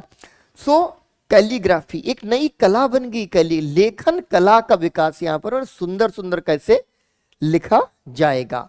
मेहराब और गुंबद इन्होंने रोमन स्थापत्य से सीखे थे, जिसको वो जो है जिन्होंने विकसित किया। हालांकि यहां पर भी मेहराब गुंबदों के बारे में पता है क्योंकि रोमन कनेक्शंस हैं, लेकिन बड़े पैमाने पर कोई उपयोग उसके पहले देखा नहीं गया। दूसरी चीज थी, ये सब आर्ट एंड कल्चर के समय में इसको डिटेल से पढ़ेंगे, अभी आपको फैक्ट की तरीके से देख लेना है। पट्टी और शहतीर का निर्माण, ठीक है, वो भी ये तुर्क जो हैं या दिल्ली सल्तनत के सुल्तान हैं उसी में ज्यादा प्रचलित होता है। फिर क्या है, एक चीज आपको ध्यान रखनी है, टर्म अगली लाइन में पकड़ो, अरबस्क। अरबस्क क्या है? अरबस्क ज्यामितीय और पुष्प की डिजाइन्स हैं, क्योंकि इस्लाम के अंदर जो चित्रकला है, लोगों को पेंट करना हराम है, ठीक है। मतलब एम.एफ. हुसैन जैसा चित्रकार हिंदुस्तान में ही पैदा हो सकता था, ठीक है। मुसलमान होकर के उसने जो है लगभग सबकी जो है वो इतनी बड़ी बड़ी पेंटिंग्स बना दी, हालांकि बड़ी कंट्रोवर्सी भी रही उनके साथ में। लेकिन यहां पर आप ध्यान रखिए कि जब आप मनुष्यों को चित्रित नहीं कर सकते, जब आप जानवरों को चित्रित नहीं कर सकते, जब आप आकृतियां नहीं बना सकते, तो आप क्या करेंगे? आप ज्यामितीय आकृतियां बनाएंगे और पुष्प वगैरह बनाएंगे। और यहां जब आप देखिए, ध्यान करिए, बाद में यही कला आपको दिखाई देगी ताजमहल में ना, कि पुष्प बने हुए हैं, ज्यामितीय आकृतियां बनी हुई हैं, क्या कहलाती हैं? अरबस्क। सीधा प्रश्न पूछा जा सकता है, अरबस्क निम्न में से क्या है? ठीक है, अब देखो अगली चीज तुमने देख लिया, भूरे बलुआ पत्थर, ये वो सारी चीजें तुम लोग देख लोगे, ठीक है। ऊंचे चबूतरे पर हमारे यहां मंदिर बन रहे हैं, नगर शैली के मंदिर भी बन रहे हैं ऊंचे चबूतरे पे, और यहां पर भी ऊंचे चबूतरे का प्रयोग ये लोग कर रहे हैं, और खास तौर पर लोदी स्थापत्य में। और लोदी स्थापत्य के अंदर हमको पहली बार जो है स्थापत्य के साथ बगीचे दिखाई पड़ते हैं। ये आपके लिए तथ्य इसलिए है क्योंकि आमतौर पर इस कला का सर्वाधिक विकास मुगलों के समय और मुगलों में शाहजहां के समय होगा, लेकिन स्थापत्य कला के नमूनों के साथ साथ जो है उद्यान या बगीचे का निर्माण करने की शुरुआत किस कौन कर रहा है? लोदी कर रहे हैं, ठीक है, दिल्ली में लोदी गार्डन। फिर क्या है? सिकंदर लोदी का मकबरा, दोहरे गुंबद, एक गुंबद है और उस गुंबद के ऊपर दोहरा गुंबद है, ठीक है ना, बड़ा गुंबद है, बाहर से देखेंगे तो बहुत ही भव्य आपको दिखाई देगा। अब आप देख लीजिए कुछ किताबें जो बड़ी महत्वपूर्ण हैं आपको इस काल के लिए। जियाउद्दीन बर्नी, फतवाए जहां जारी, क्या है? फारसी गद्य लेखन की कला का उत्कृष्ट उदाहरण। तुगलक वंश का वर्णन है तारीख है फिरोज शाही में। फिर एक बहुत महत्वपूर्ण लेखक है मिनहाजुस सिराज, लिखता है तबकात नासिरी, ठीक है। 1260 ईस्वी तक के जो मुस्लिम वंश हैं उनका व्यापक इतिहास लिख रहा है। जिया नक्शवी संस्कृत कहानियों का फारसी अनुवाद कर रहे हैं, और तोते की कहानियां जो है लिख रहे हैं, उनका नाम है तूती नामा, तोता है कहानियां सुना रहा है, ठीक है। फिर एक बंगाली कवि है मलधर बसु, और इनकी किताब है श्री कृष्ण विजय। बंगाली सुल्तानों ने इनको खूब संरक्षण दिया और इनको उपाधि दी गुणराज खान। ये सब याद रखना, यही सब सवाल है। फिर है फरिश्ता, गुलशने इब्राहिमी या तारीख फरिश्ता, ठीक है। गजनवी शासक महमूद के समय से लेके फरिश्ता का जो संरक्षक था बीजापुर का सुल्तान इब्राहिम आदिल शाह दुती, उसका पूरा का पूरा विवरण यहां ये दे रहे हैं। फिर क्या है?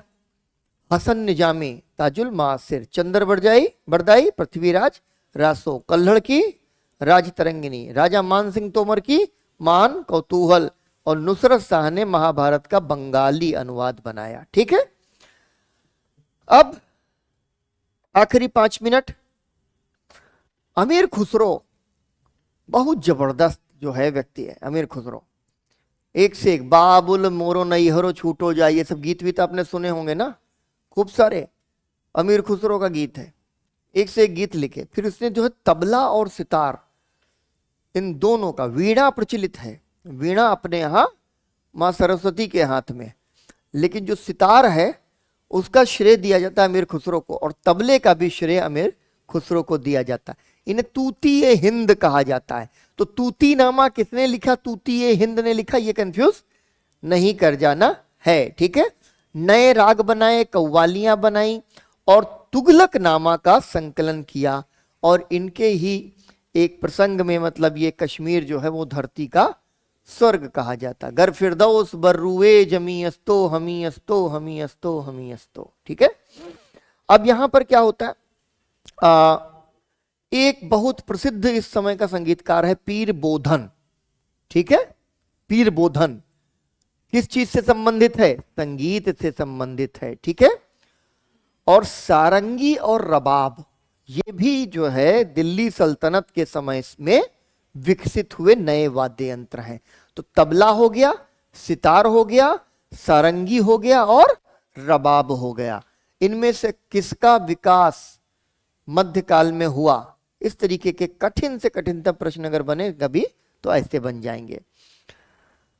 ग्वालियर के राजा हैं मान सिंह, इन्होंने शास्त्रीय संगीत की जो ध्रुपद शैली है उसको मजबूत किया। ध्रुपद शैली पुरानी शैली है, उसको और मजबूत कर दिया है, ठीक है, और आगे बढ़ाया है। राग दर्पण का फारसी अनुवाद होता है फिरोज तुगलक के समय में, ठीक है। जलालुद्दीन खिलजी के शासनकाल के दौरान एक संगीतकार हैं नुसरत खातून और मिहर अफरोज, ये जो हैं नर्तक हैं, ठीक।